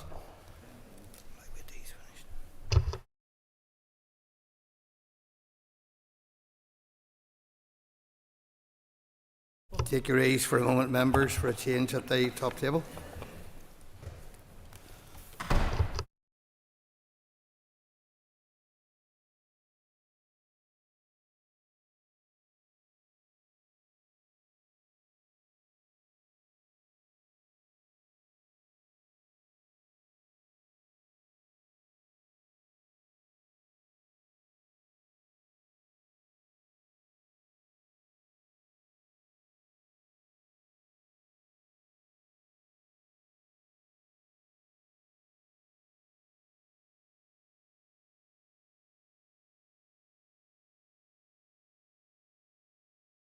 The next item of business is a motion to approve a statutory rule. I'll ask the clerk to read the motion. That the benefit cap annual limit amendment regulations Northern Ireland 2024 be approved. Thank you. I call the Minister for Communities to move the motion. I beg to move. Thank you. The Business Committee has agreed that there should be this debate, and I call on the Minister to open the debate on the motion. Minister. Deputy Speaker, the statutory rule we're considering today is the most recent in a series of confirmatory procedure statutory rules which affected an increase in the benefit cap levels in Northern Ireland by 10.1% from April 23 in line with the rest of the United Kingdom. The regulations amend the rates in the Welfare Reform and Work Northern Ireland Order 2016, Universal Credit Regulations Northern Ireland 2016 and Housing Benefit Regulations Northern Ireland 2006. The increase in the annual benefit cap limit was to ensure that all households would see an increase in their benefit following the benefit upgrading from April 23 in line with the CPI. The cap increased from £20,000 to £22,020 a year for couples and lone parents, and from £13,400 to £14,753 for single people. These rates apply across the United Kingdom, with the exception of households living in Greater London who are subject to higher limits. The increase enables households to receive benefits up to the value of gross earnings of around £26,500. While there are exemptions from the cap for universal credit households, I should emphasise that under the current welfare supplementary payment schemes, the impact of the benefit cap is fully mitigated for families with children in Northern Ireland. This ensures financial protection for families who have a reduction in benefit due to the benefit cap. These mitigation payments are currently due to expire on the 31st of March 2025. My department has recently commenced a statutory review to consider the future of the mitigation payments post-March 25. The benefit cap is not reviewed annually in the way that most social security benefits are. Rather, there is a statutory duty on the Secretary of State for Work and Pensions to review the benefit cap levels at least once every 5 years. The benefit cap was introduced in GB in April 13 and the levels were reviewed in 2014. A further review was not undertaken until November 22. The outcome of that review resulted in increases to the benefit cap levels from the 1st of April 2023. When the Secretary of State makes regulations which amend the annual benefit cap, the Department for Communities may make corresponding amending regulations. The benefit cap annual limit amendment regulations Northern Ireland 2023 came into operation on the 1st of April of that year to establish the revised benefit cap limits in line with the equivalent provision made by the Secretary of State for Work and Pensions in Great Britain. Those confirmatory regulations were revoked and reenacted by the Benefit Cap Annual Limit Amendment No. 2 Regulations Northern Ireland 2023 to maintain the revised limits. Those regulations were revoked and reenacted by the Benefit Cap Annual Limit Amendment Regulations Northern Ireland 2024, which came into operation on the 21st of March 2024. The proposed rule maintains the annual benefit cap levels, which were increased by 10.1% from April 2023 to £22,020 for couples and lone parents, and to £14,753 for single people. And this increase reflects and is based on the September 2022 CPI. I beg to move. Thank you. And I call on Ciara Ferguson, please. Thank you, Deputy Speaker. I rise as Deputy Chairperson of the Committee for Communities to support the introduction of these regulations, and I will then follow with a contribution in my capacity as a Sinn Féin MLA. The committee considered this rule at its meeting on the 11th of April. Members recognise that the regulations will increase the levels by 10.1% in line with Consumer Prices Index for the year ending September 2022, which will result in working age benefit households now being entitled to £20,000 to £22,020, as opposed to £20,000 for couples and lone parents, and for single people the increase will be from £13,400 to £14,753. In terms of the purpose of the regulations, committee heard that these regulations aim to revoke and reenact the provisions of the benefit cap, annual limit, Amendment No. 2 Regulations NI 2023, and came into an operation on the 21st of March 2024 and need to be approved by the 22nd of September 2024. This measure ensures continuity and adjusts the benefit cap levels to reflect current economic conditions. Just by way of background, the committee was reminded that the benefit cap was introduced back in May 2016 to limit the total amount of working age benefits a household could receive, initially set at £26,000 for families and £18,200 for single adults. These levels were reduced in November 2016 to £20,000 for families and £13,400 for single adults. The recent review by the British Secretary of State for Works and Pensions in November 22 determined that these levels should be increased by 10.1% in line with the Consumer Prices CPI for the year ending September 22. In terms of the key adjustments from the new cap levels, these regulations raise the benefit cap from £20,000 to £22,020 for couples and lone parents, and from £13,400 to £14,753 for single adults, ensuring that benefit levels keep pace with inflation. Committee was advised that the Department for Communities has conducted a screening exercise under Section 75 of the NI Act 1998 and concluded that an equality impact assessment is not necessary, as the changes do not have significant implications for equality of opportunity. In terms of regulatory and financial implications, the committee was advised that these regulations do not impose any additional burdens on businesses, charities, voluntary bodies or the public sector. In relation to compliance and monitoring, the regulations comply with Section 24 of the NI Act 1998. They provide parity with equivalent regulations in GB, specifically the Benefit Cap, Annual Limit, Amendment Regulations 2023, ensuring consistency here. The committee understands that benefit cap levels are subject to review at least once every 5 years, with the next review required in November 2027. In conclusion, the committee was content that these regulations are required. Therefore, I am content to recommend that the Assembly approves these regulations. Just to thank you, and I'll now just thank you, Deputy Speaker. I will now just make a few short remarks in my capacity as an MLA. Firstly, I want to be clear that the benefit cap is mitigated against here in the North. This welfare supplementary benefit was first introduced in 2016, following the recommendations contained within the Evison report, and protected people against this Tory policy with a review built in every 4 years. It was continued in 2020 by the previous Minister and my party colleague Deirdre Hargey, who also closed the widely acknowledged loophole within the initial legislation. This simplified the qualifying criteria and ensured that more families with children received this financial support.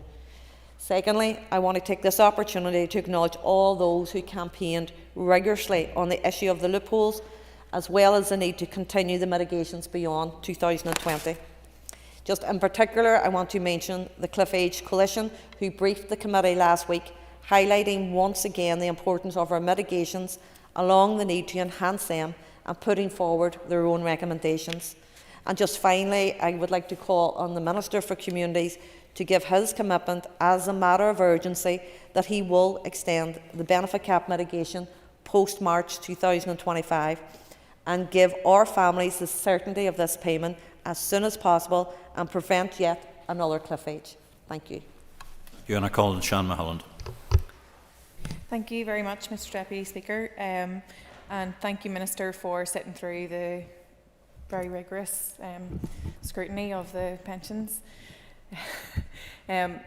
We know that a budget cap has been put in place for quite some time. Welfare supplementary payments play such a crucial role in providing additional financial support for individuals and families who are most in need, who are most vulnerable, so that with the hope that they can maintain a basic standard of living despite economic pressures. In recent years, we've seen that that is not quite fulfilling that objective. There are still families who are struggling with the cost of living, with the cost of food, cost of heating their homes. We see more and more families having to access food banks. The importance of the welfare supplementary payments can't be understated. It really can't. It is a life or death situation in some families. It's something that I know that my party and others on the Communities Committee are genuinely quite frightened by in terms of this cliff edge that is facing us in March 2025. So I would reiterate the Deputy Chair's call on the Minister to outline what the plans are to mitigate against that cliff edge that we're facing. I have a couple of, I suppose, just of questions in terms of what's before us. In terms of the economic impact on households, has there been any kind of projection about what that 10.1% increase in the benefit cap to the financial stability of households currently at the cap limit? And are there any studies or any kind of engagement that the department is or has done that will support those projections? Given that the increase is tied to the Consumer Prices Index for the year ending September 2022, what mechanisms are in place to ensure that future adjustments to the benefit cap will continue to accurately reflect changes in living costs, because that's not what we're seeing right now? And how frequently, I know that we've talked about the 5-year, is there any way of an interim review on any of those changes, I suppose, just because, given how volatile the market is at the moment? And then the potential unintended consequences, are there any safeguards included in the regulations to prevent potential unintended consequences, such as not qualifying for another benefit if there is a knock-on effect with the increased allowance? Thank you. Minister. Thank you very much, Mr Deputy Speaker. Can I welcome the support right across the House for these regulations, including from the Deputy Chair and the rest of the committee. I do want just to remark on some of the other comments that were made. As I said in my speech, there will be that review that is being carried out in relation to the future of mitigation payments. I want that completed as soon as possible. I want to get that back so that I can consider it. But certainly I think there is a consensus among those that have spoken today about the need for that to continue. And there's many different forms, of course, as well in which those mitigations exist. But I'll have to wait on that report to come back and consider each of them on their own merits. Again, we do have a very tight budgetary environment, and I want to make sure that we are putting those resources where they can most help those that are in need. It may well be the case that keeping that money where it currently is and keeping those existing mitigations in place is the best way to do that. Maybe there are other things that we can do as well that can be more targeted towards those in need. You'll be aware of some of the other mitigations that have also been suggested in addition to what we currently have, and it may be that we need to actually look at those in the whole. In relation to some of the comments that were raised by Sean Mulholland, I'll certainly come back to her if I've missed any of these. But in terms of the level of cap, it's believed that increasing it by the CPI strikes the right balance in terms of yes, the challenging economic climate that we find ourselves in and the associated pressures with that, but also it's in line with the increase in most of the social security benefits that we saw in 2023. There may have been something else I missed, but I'm more than happy to come back to the member on that. In terms of the regulations that we have in front of us today, I commend them to the House. Thank you. Thank you, Minister. The question is that the benefit cap annual limit amendment regulations Northern Ireland 2024 be approved. All those in favour say aye. Aye. Contraries? The ayes have it. The ayes have it. Is a motion to approve a statutory rule. Can I ask the clerk to read the motion? That the Child Support, Management of Payments and Arrears Amendment Regulations Northern Ireland 2023 be approved. Thank you. I call the Minister for Communities to move the motion. I beg to move. Thank you. The Business Committee has agreed that there should be no time limit on this debate, and I call on the Minister to open the debate on the motion. Minister. Mr Deputy Speaker, these regulations, which came into operation on the 26th of February this year, enable my department to make amendments to child maintenance legislation to make overall improvements to the CMS. These regulations allow for the write-off of arrears of less than £7. This is intended to help reduce the overall arrears balance and to extinguish liability in respect of arrears of child support maintenance where it appears to my department that it would be unfair or otherwise inappropriate to enforce liability in respect of those arrears. This will ensure that efforts and resources can be focused on taking action to collect unpaid arrears in those cases that will actually make the biggest difference to children. In these regulations, we're taking a pragmatic approach to bring forward powers to write off very minimal amounts of less than £7 on a small number of inactive cases. The reason for the figure of £7 is due to the minimum child maintenance payment being £7 a week. These cases would otherwise have been closed were it not for these small outstanding balances. As of February 24, there were approximately 193 relevant cases held by CMS operations. It's estimated that the maximum total amount of arrears across these cases is £1,306.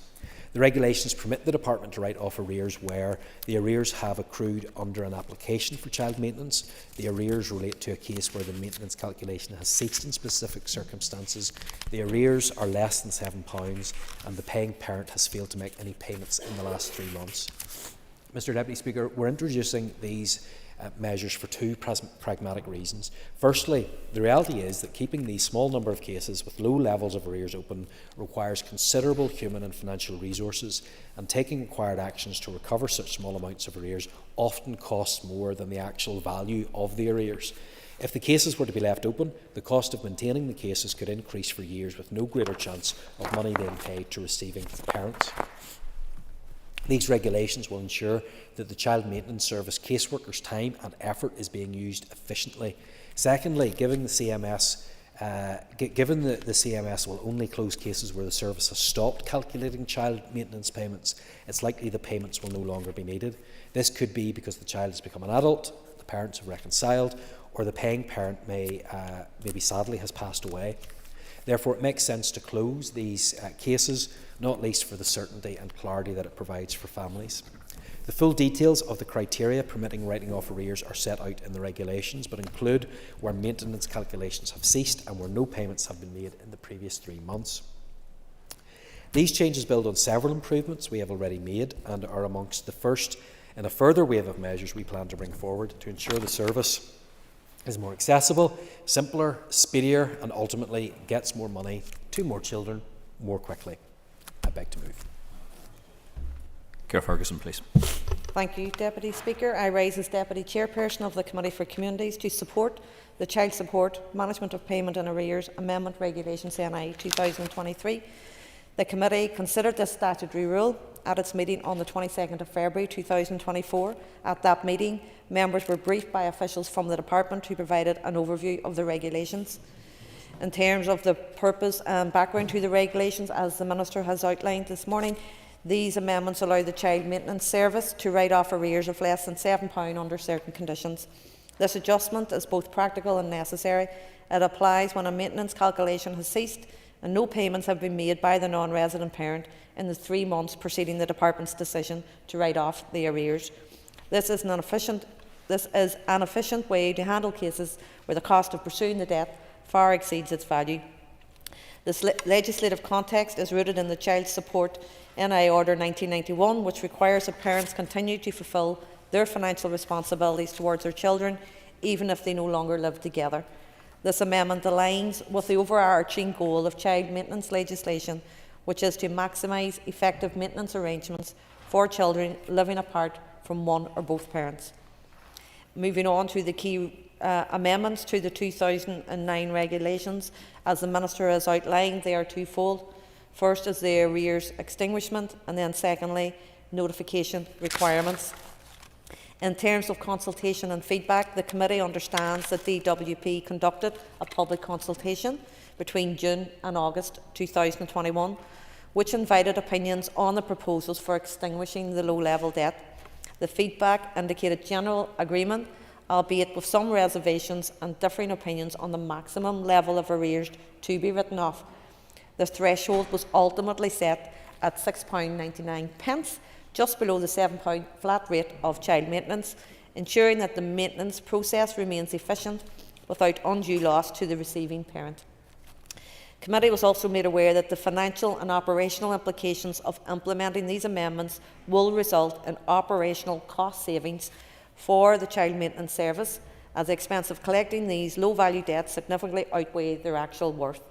This measure ensures that resources are used more effectively, enhancing the efficiency of the child maintenance system.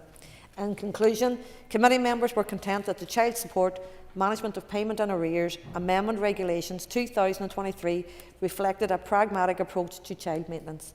By allowing the Child Maintenance Service to extinguish low-level debts, it will ensure that resources are allocated efficiently, benefiting the overall system and supporting the primary goal of child maintenance legislation, allowing the Child Maintenance Service to better allocate its efforts towards supporting children and families who rely on maintenance payments. The Committee acknowledges that the regulations have been considered to ensure that they do not have any adverse impact on the equality of opportunity or good relations for any of the Section 75 equality groups. The policy was considered to be largely technical in nature, with the primary goal of enhancing the efficiency of the Child Maintenance Service. Following discussion, the Committee recommended that the regulations be approved by the Assembly. Therefore, on behalf of the Committee for Communities, I am content to recommend that the Assembly approves the Child Support, Management of Payment and Arrears Amendment Regulations NI 2023. Thank you, Deputy Speaker. Call on Daniel McCrossan. Deputy Speaker, as the Deputy Chair rightly outlined, these regulations were considered by the Committee at an earlier stage. I think it's important just to point out today, whilst this particular regulation is an important one and somewhat minor also in the same breath, there's a wider challenge for our Assembly and for our citizens, and that is that the welfare system is supposed to be a safety net to protect people, Minister. And the reality is, in the current situation where we sit in Northern Ireland with the rising costs of food and fuel and living generally in every single aspect, the system is falling short. It doesn't do enough to support people, and the SDLP have been saying that for quite a long number of years. In fact, as members have pointed out, when they were relating to the benefit cap in the previous regulation, the benefit cap was something that we voted against at Westminster. The party across the chamber supported it. Sinn Féin didn't show up, and the Alliance supported it in terms of the legislation coming through. The reality is that when it comes to the welfare system here in Northern Ireland, a lot of people are being forced into poverty as a result of the legislation that's in place and the failure of the executive to acknowledge it. I welcome this regulation in particular, but I just want to make a broader point that we shouldn't be standing in this House praising in any way the benefit system, because it is leaving our people in a very difficult situation. It is adding to their challenges. It is bringing about poverty, and it is far from a safety net, particularly when you compare it to the south of this island, which is doing a lot more for vulnerable people and working families than this place could ever dream of. Thank you. Minister. Thank you very much, Mr. Deputy Speaker, and just to respond to the comments from Mr. McCrossan first, I think he's a debate late in the issues that he is trying to raise. This was in relation to the Child Maintenance Service and the changes that we are trying to make there, because we understand that the work of the Child Maintenance Service is vital, and these regulations, albeit minor, will make a difference and help to deliver a more cost-effective system and contribute to the goal of the overall improvement of the child maintenance service. If the member would like to have a wider debate on the welfare system in Northern Ireland, I'm sure that the Business Office will consider that, and the party whips will consider that as well.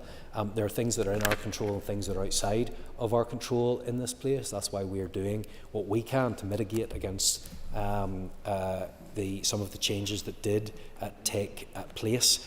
However, in terms of making sure that we have adequate support and that we actually contribute towards some of the anti-poverty issues that we want to deal with, that work will be wide-ranging, and I look forward to having his support so that we can tackle the root causes of poverty. In many ways, we wish that the Child Maintenance Service didn't have to exist. It does exist because of failures that take place elsewhere. That's the world that we are living in, but I hope that the changes that we make today can at least make it more effective. Therefore, I commend the motion to the House. I thank you, Minister.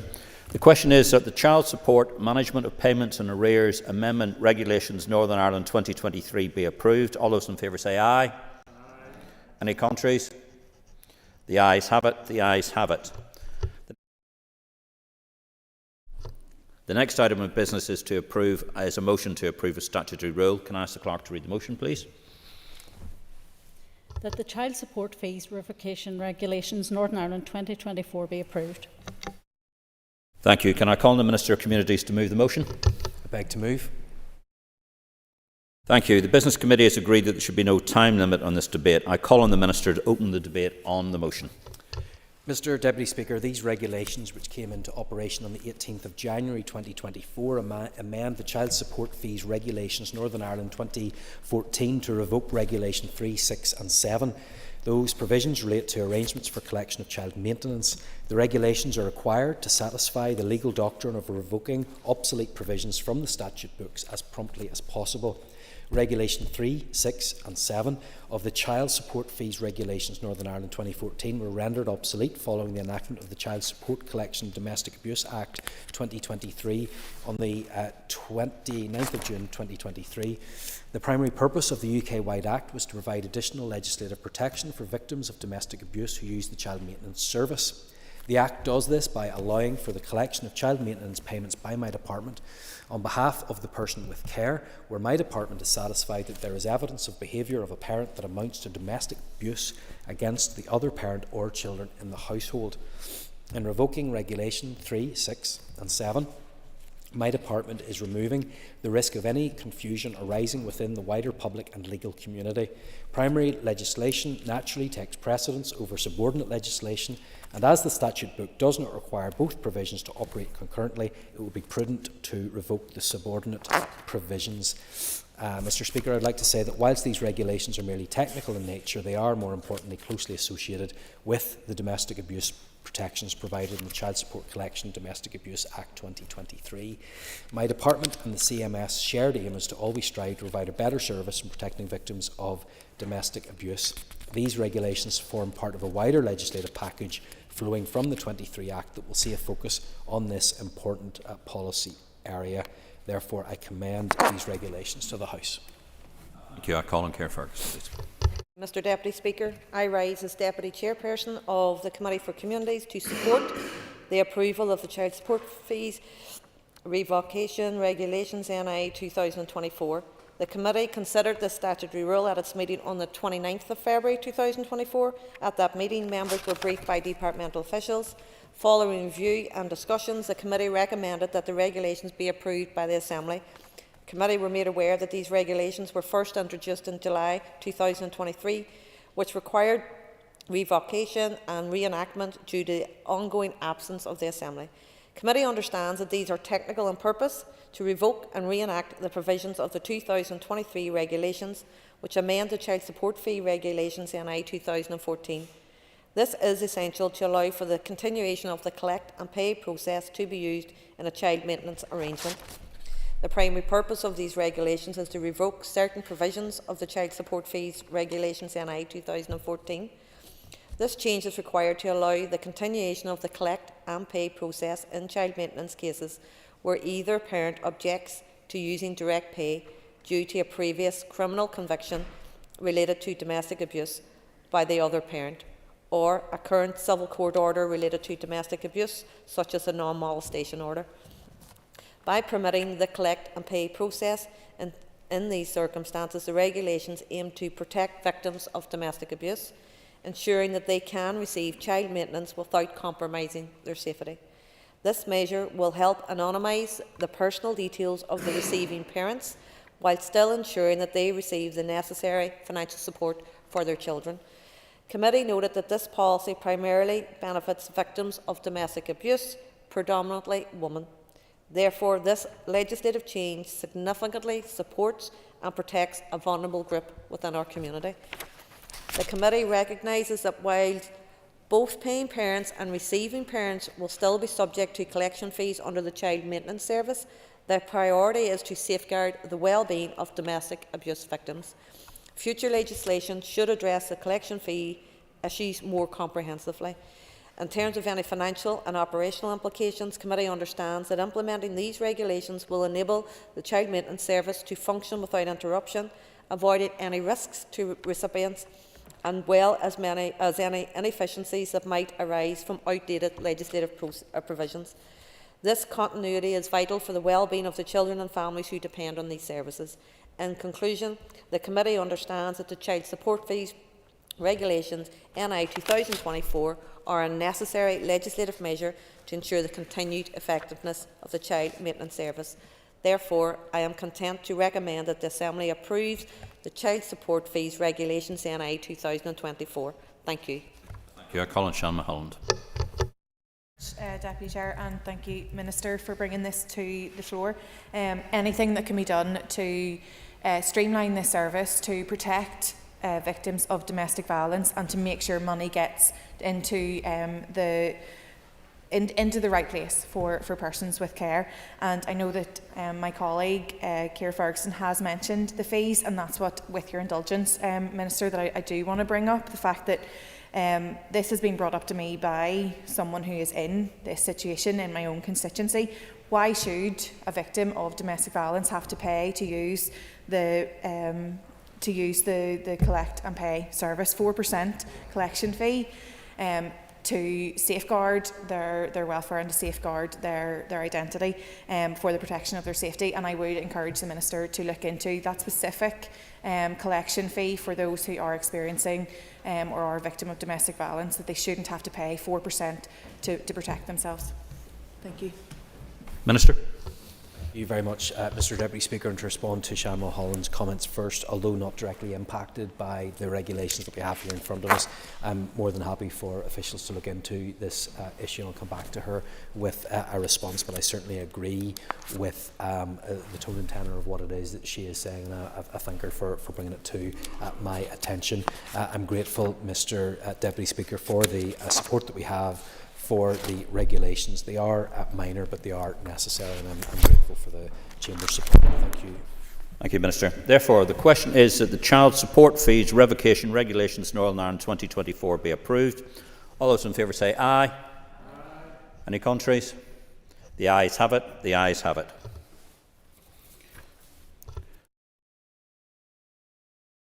I suggest that the Assembly take its ease until then. Thank you.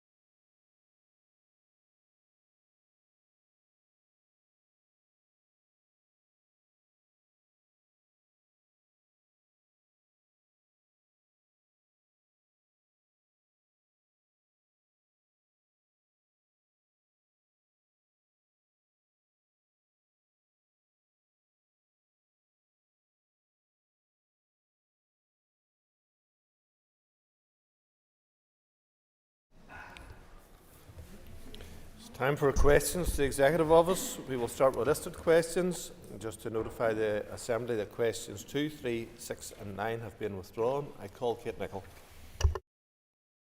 Please. Minister.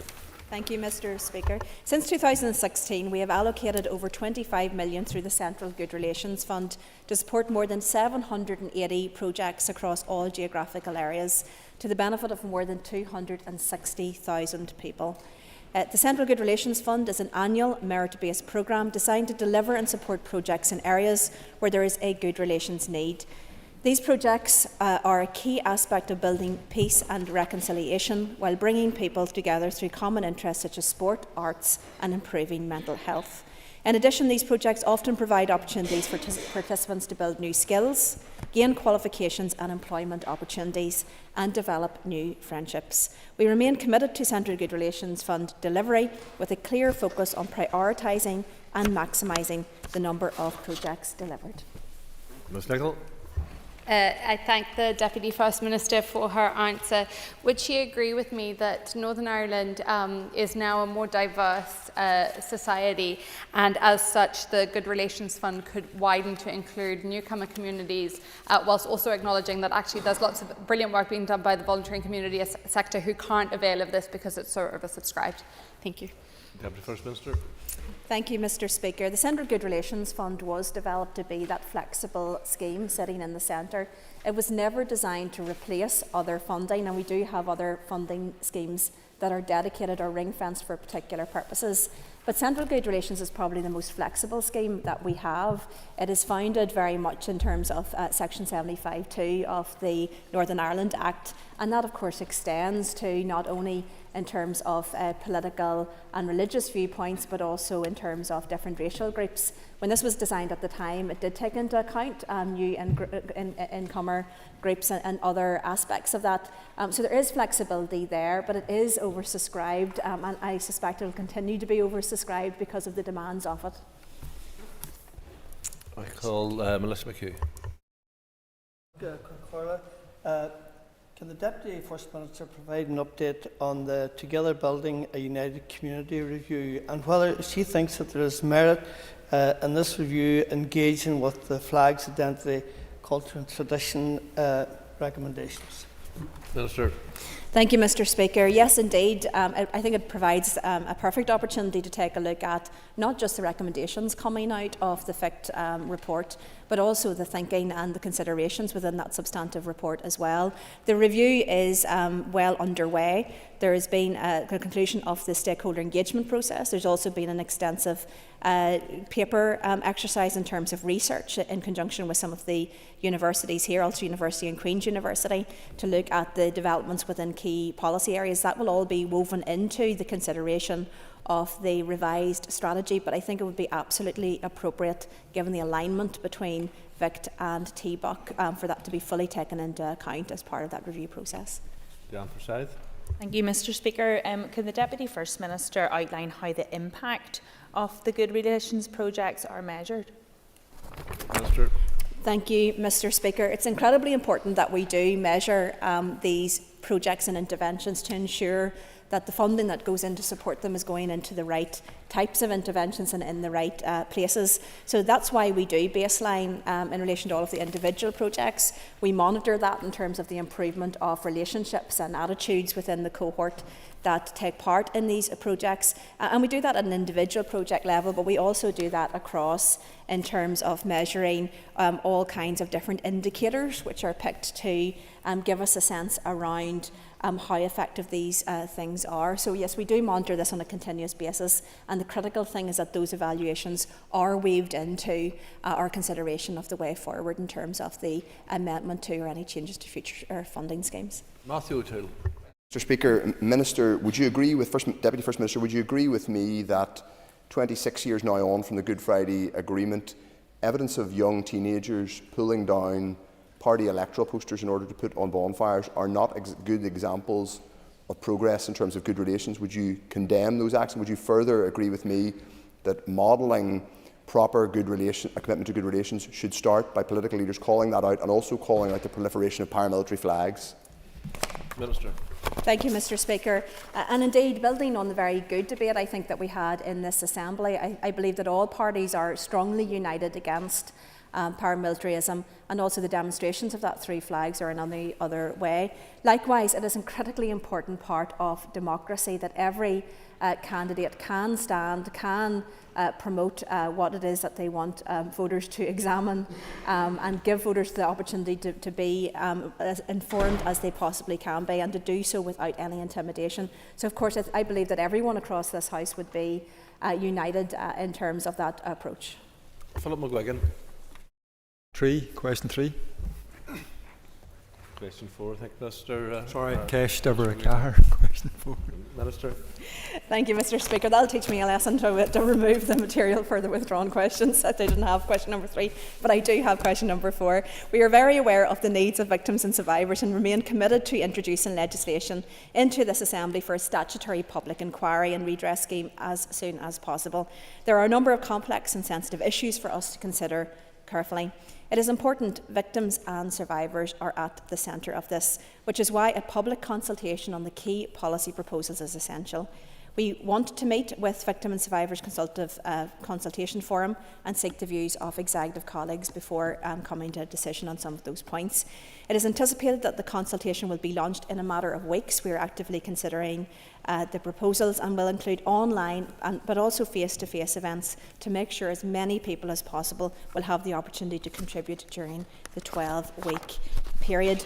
This remains one of the most difficult parts of our past, but we are committed to the 3 core aims of truth, acknowledgement and accountability. I'm sorry. Thank you. I thank the Deputy First Minister for her answer to question number 4 and her commitment to introduce legislation for a statutory public inquiry and redress scheme as soon as possible. If I can just ask the Deputy First Minister if she will commit to engage with key groups in advance of the publication of the public consultation. Minister. Thank you, Mr Speaker. Absolutely, and as I understand it, we are in the process of establishing those meetings if they're not already in the diary. I always believe that it is critically important to speak directly to those most impacted, and that not only in this area but across all of the policy areas within the department is what the First Minister and I will strive to do. So yes, we will be meeting with them. We believe that is very, very important, and we want to continue to ensure that this process is a victim-centred process and that this process works for those most impacted by it. Paula Bradshaw. Thank you, Deputy First Minister, for your answer so far. You will recall from the Historical Institution-based inquiry, Sir Anthony Hart, in advance of its publication, indicated that he was going to recommend a redress scheme. And so the victims and survivors had to wait about 4 years, really, from that indication until the redress scheme was set up. To what degree can you commit that the redress scheme will sit alongside the public inquiry as opposed to be subsequent to? Thank you. Minister. Thank you, Mr Speaker. Yes, this is an unusual aspect of this in the sense of that the initial redress scheme in terms of the standardised payment will be sitting alongside the public inquiry. And you're absolutely right, that was done based on the experience where there is an actual and real need within those most impacted for that type of support now. But we're also very aware that a public inquiry does take time, not least in terms of the legislation and the foundations for that, but also building the organisation up. Listening to that evidence, the consideration of that. So yes, we are fully committed to the standardised payment being released at the same time. As you know, that there's a phase 2 in terms of a more tailored payment that will come further down the line, but it's important to meet the needs of those most impacted as soon as we possibly can. Declan Kearney. Minister. Meetings of the North-South Ministerial Council resumed on the 8th of April with a plenary meeting held in Armagh. Since then, ministers have met to discuss a range of issues within the sectoral format, including trade and business development, special EU programmes, education, agriculture, language and environmental and aquaculture just this morning. Meetings in the remaining sectors will be taking place over the coming weeks and months. The focus has been on ensuring appropriate governance is in place for the North-South bodies, including appointing CEOs, appointing board members and agreeing business plans. The North-South Ministerial Council is also considering how the various North-South Ministerial Council sectors can contribute to addressing climate change and the loss of biodiversity. Mr Kearney. Thank you, Mr. Speaker, and my thanks to the Deputy First Minister for her answer. Deputy First Minister, Lough Neagh is not only the largest freshwater body on the island of Ireland, but it also, as you know, provides 40% of our drinking water in this region. It's also integral to the environment, the biodiversity, the economy of the Lough Shore community, and also the adjoining waterways. Can you set out for us this afternoon what steps you are prepared and committed to take to build upon the discussion at the last NSMC on the issue of Lough Neagh? Minister. Thank you, Mr. Speaker. The issues pertaining to Lough Neagh are, of course, predominantly issues for the Northern Ireland Executive and the Minister for Agriculture. We did have those discussions in the North-South format, particularly in relation to the area of sharing expertise and research. Of course, we know that these issues are longer-term issues as well, so that research and that collaboration will be important in terms of looking at the medium to longer-term interventions. But of course, urgent action is required now. That's why I welcome the 1.6 million that has been set aside in this budget for urgent actions in this year, and that was supported by most of the executive. We all know that in our constituencies, there are aspects of our constituencies that touch on Lough Neagh, but we also know it's a Northern Ireland-wide issue. It was disappointing, I have to say, that not all ministers in that executive supported that 1.6 million being allocated, but it was the right thing to do. We must all collectively work to ensure that there are immediate interventions while we continue with that research to ensure that there's the right longer-term interventions as well. Brian Kingston. Speaker, and the Deputy First Minister will agree with me that East-West relations through the East-West Council and the British Irish Council are just as important and vital as North-South relations through the North-South Ministerial Council. With the general election taking place on the 4th of July, will the next meeting of the British Irish Council still proceed as planned? Minister. Thank you, Mr. Speaker. Yes, absolutely. The first meeting since devolution of the BIC, British Irish Council, will take place at the end of next week in the Isle of Man. We will be participating in that. I think it is critically important that we continue to build on those relationships. There has been a significant amount of change in terms of the leadership across those participants, but we look forward to building those strong relationships because, of course, big issues like climate change in terms of growing our economy, the way that we operate within the international space, all of these issues will be helped by closer cooperation, including across this United Kingdom. David Honeyford. Thank you, Mr. Speaker. Just to ask our Deputy First Minister for an update on what work has taken place in the new international relations strategy during the months of May and June of this year. Minister. I thank the member for his question. There has been extensive work done in terms of the review of the Good Relations strategy, and officials are currently finalising that based on the extensive consultation that they have done, and we look forward to seeing those proposals coming forward. Cool. Julia, Kesh, for a shock, question 7. Thank you, Mr. Speaker. TU is responsible for taking forward the necessary arrangements to implement the provisions of the Identity and Language Northern Ireland Act 2022, including the establishment of the Office of Identity and Cultural Expression, the Irish Language Commissioner and the Commissioner for the Ulster Scots and the Ulster British Tradition. We have given initial consideration to the appointments process and hope to make an announcement in due course regarding the necessary recruitment competitions. We will keep members updated. Mr. DeLoggy. Thank the Deputy First Minister for her response, and it's very welcome that an announcement will be coming forward in due course regarding those recruitment competitions. So will the Deputy First Minister detail the reason why the 3 bodies have not yet been established, and can she commit to setting out a more definitive timeline for the recruitment of these 3 bodies? Thank you. Thank you, Mr. Speaker. These are public appointments and they're also statutory bodies. They are brand new, so therefore there's been a considerable amount of work done in terms of the establishment of that through the legislation. Because they are public appointments regulated by the Public Appointments Commissioner, there are a number of necessary and legal steps that we have to go through. There will be 3 different recruitment competitions, but all operating at the same time with the aim of recruiting 8 individuals because, of course, the Office of Identity have more than one. So it is a substantial undertaking, and we have considered the initial submission in relation to this and have agreed that. So we're now waiting for the more detailed around the legalities, the contracts, the proposals, the job spec and all of those different requirements that we need to look at. So yes, it is a lengthy process, but we are determined that this will proceed, but will proceed in a way which gets the right people absolutely for these posts. Sean Mulholland. Thank you very much, Deputy First Minister, for outlining the timeline. And I'm just wondering if you could elaborate just on what budget has been set aside for this for the financial year 24-25, please. Minister. Thank you. The public appointments process generally takes between 6 to 12 months from, especially if they're new recruitment processes. So in terms of the financial implication for that in this year's budget, it will really be the cost of the recruitment competition.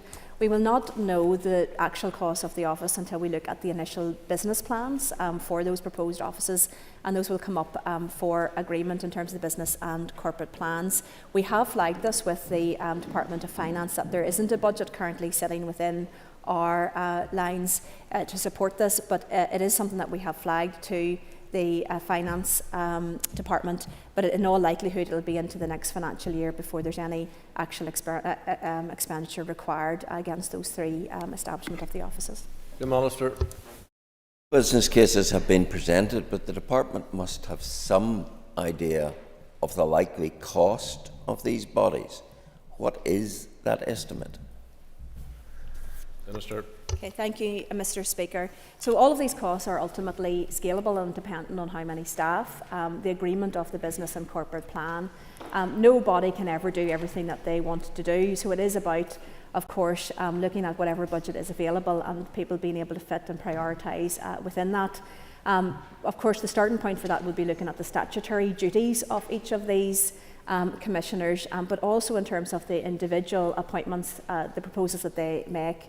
It is, of course, absolutely essential that this is done on a fair and equitable basis. So we look forward to seeing the plans being put forward and assessing those in accordance with the budget that we are able to achieve for those offices to ensure that they can make a meaningful and positive difference. Declan McAleer is not in his place. I call Matthew O'Toole. Mr. Speaker, question 10. Minister. Thank you, Mr. Speaker. Mr. Speaker, with your permission, I will answer questions 10 and 12 together. We are working to finalise a draft programme for government and hope to begin consultation soon. Publication and consultation dates are under consideration due to the pre-election period. We want to hear views on the draft document from as many people as possible during the consultation period.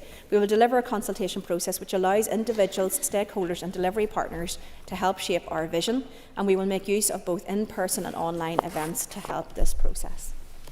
Mr. O'Toole. Thank you, Mr. Speaker. Are we to understand from the Deputy First Minister that a programme of government is actually drafted but cannot be published yet? And secondly, can I ask the Deputy First Minister, in response to a question that I submitted, we established that 100 meetings, at least 100 meetings, took place between executive parties and the civil service between the Assembly election in 2022 and the restoration of these institutions in February 2024. Given it's now more than 4 months since we got back and we still haven't seen the programme for government, what on earth were you talking about? Minister. Thank you, Mr. Speaker. The member will be well aware of the difference between political discussions and being informed of ongoing issues and the duties that we have as ministers to discharge in relation to the programme for government. These are two entirely different processes. And therefore, as far as this programme for government goes, this is very much a process that has commenced when we took on these roles. Of course, there is learning to take from that process. But of course we want to make sure that this is a programme for government that can fit within the sadly limited budget flexibility that we have, but still one that makes a significant difference on the key issues. We've already highlighted what some of those prioritised issues are. Those are the issues of childcare, of tackling the big challenges within our health system, supporting those families with children with special educational needs. These are big issues. Those will be prioritised within that, but it is right and proper that we take the time to ensure that those are integrated through these proper roles that we hold at the moment. Nick Matheson. Thank you, Mr Speaker, and thank the Deputy First Minister for her answer so far. Can the Deputy First Minister confirm how the programme for government will align with the legislative programme and budget for the Executive? Minister. Thank you, Mr Speaker. The member will be aware about how challenging the current budget is, and the number one priority initially must be to try to maintain our public services to the best standard we possibly can within the budget envelope.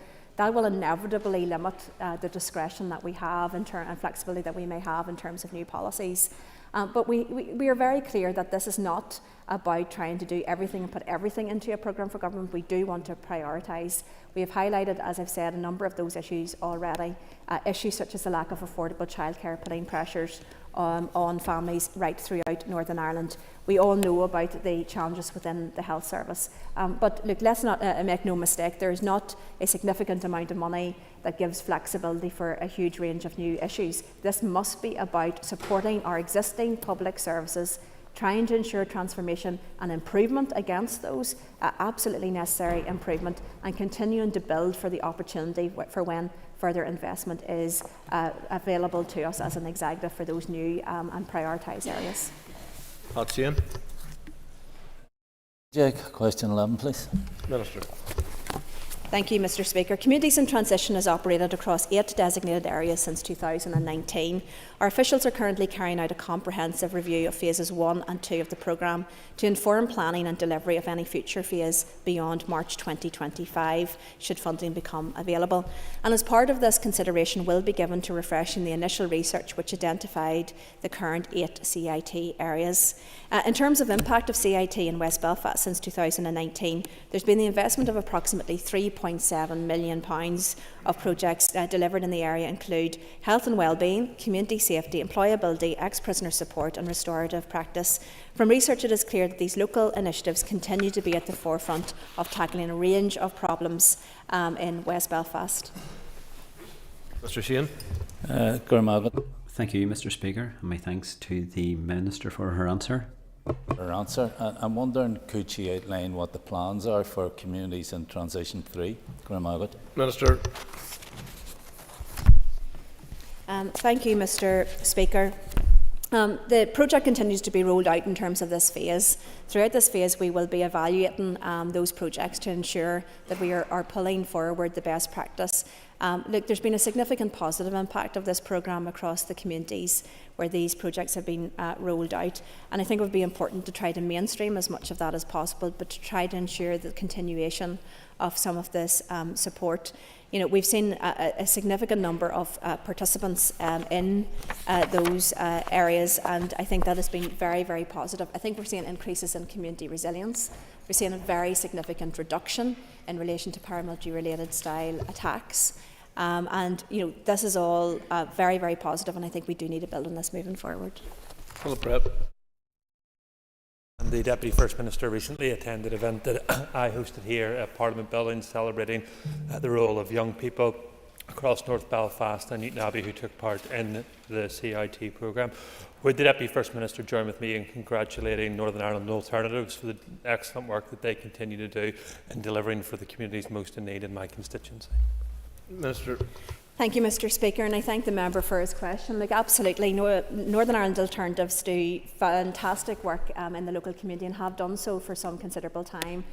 In this role, I've had the opportunity to come along and to see some of their important work and their celebration events. Undoubtedly, NI Alternatives have impacted on thousands and thousands of lives across the community, particularly in North Belfast, but also beyond over many years. And certainly, they are a delivery partner for the Executive Office that we're very proud to have, but also that we've relied on for very many years to deliver these programmes in such an effective way across communities, really changing lives for the better.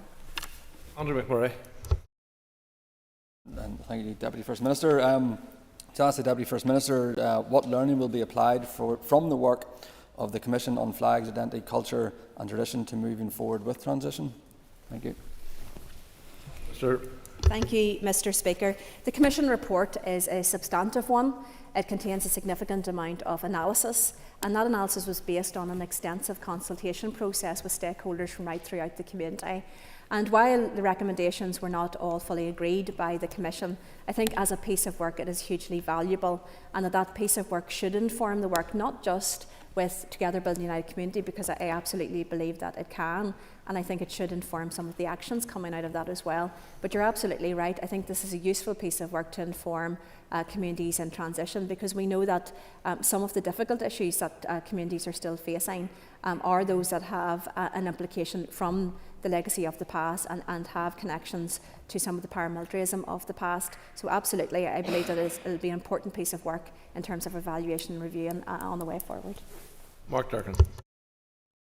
Speaker, Deputy First Minister, before expanding or extending or renewing the programme, are you convinced that an appropriate appraisal has been or will be made of its impact in transitioning communities away from paramilitarism for good?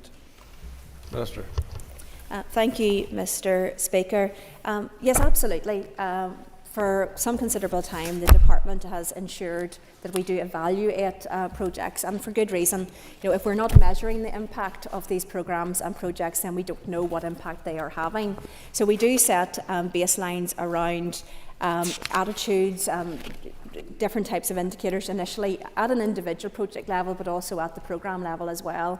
And that is absolutely important. Like, if a project is not working, then that project should not be funded to continue. If a project is working in a particular area or in a particular context, then we need to know that so we can actually take that and roll that out elsewhere. Because fundamentally what we are all about is finding the things that work and changing the outcomes for the better in terms of the objectives of those types of projects. Call Justin McNulty. Minister.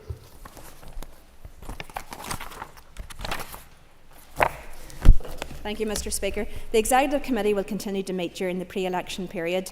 The business of departments will also continue as normal, subject only to any changes considered necessary to adhere to the pre-election guidance. Decisions on specific activities or items of business are a matter for each Minister.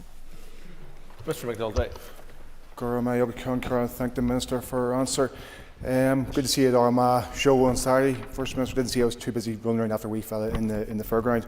What's the First Minister's assessment of a requirement for ministers in the Executive to step down whilst campaigning for and seeking election to other legislators? Minister. Thank you, Mr. Speaker. So there is guidance that has been published. That guidance is online. It's available for everybody to take a look at. Of course, the devolved assemblies are not impacted particularly by the period of PERDA, but there are implications for ministers in terms of announcements and the approach. So obviously it's a matter for each individual minister in accordance with that guidance, but it's clear that we do need to be careful in terms of some of the issues and how we approach those. Owen Tennyson. Mr. Speaker. Minister.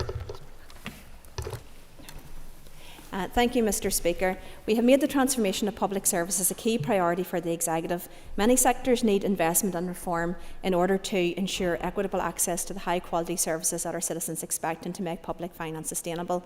The Executive has agreed an approach proposed by the Finance Minister for making quick progress on the use of $235 million of ring-fenced funding available for transformation. The Finance Minister has established an interim public sector transformation board which will make recommendations in relation to projects which could be supported by this funding. Mr. Tennyson. Thank you, Mr. Speaker. Would the Deputy First Minister agree with me that tackling the cost of division in our society and in our services should be a priority for all ministers as part of a programme for public service transformation, not least to ensure more efficient and effective outcomes, but also as a means of integration and reconciliation in our community? Thank you, Mr. Speaker. I think it's important that all of these issues are considered, and of course, for the rollout of any public services, I think we all have a shared objective and outcome, which is to ensure that those public services work for those who need them when they need them. And certainly we listen all of the time to those trying to use services across education, health and our public services, and we know that those public services are under pressure. So of course the avoidance of duplication is important, but as is finding the right interventions of transformation to ensure that we can do more with the budget that we have and to ensure that we can continue to build on the positive work being done within our public sector, but to improve upon our public services, including within the health sector. Connie Egan. Number 15, please. Minister. Thank you, Mr. Speaker. The Head of the Civil Service launched an external recruitment exercise to fill vacancies in 2 permanent secretary roles in December 2023. The competition produced 2 successful candidates. One of the successful candidates, Mr. Ian Snowden, was appointed to the Department of the Economy post on the 28th of March 24. However, the TEO post remains vacant. In terms of next steps, the TEO permanent secretary role will now be filled on an interim basis through an internal temporary promotion opportunity. We now move to topical questions. I call Matthew Toon. Deputy First Minister, this Saturday at the Allianz Arena, the first match of the European Football Championships 2024 will take place. Wouldn't it be wonderful if we could be sure that 2028 was going to happen at Casement Park in Belfast? Can I ask whether you support that happening, but more importantly, what specific conversations have you and the First Minister had with the UK Government to ensure that the funding required is delivered to make that tournament happen here in Belfast? Minister. Thank you, Mr. Speaker. The member will be aware about how difficult the fiscal situation is currently for Northern Ireland and how difficult the Northern Ireland budget is. Therefore, this is a matter for the UK Government in terms of ongoing discussions, and I know that a number of ministers and others have been making representations to that end. Mr. O'Toole.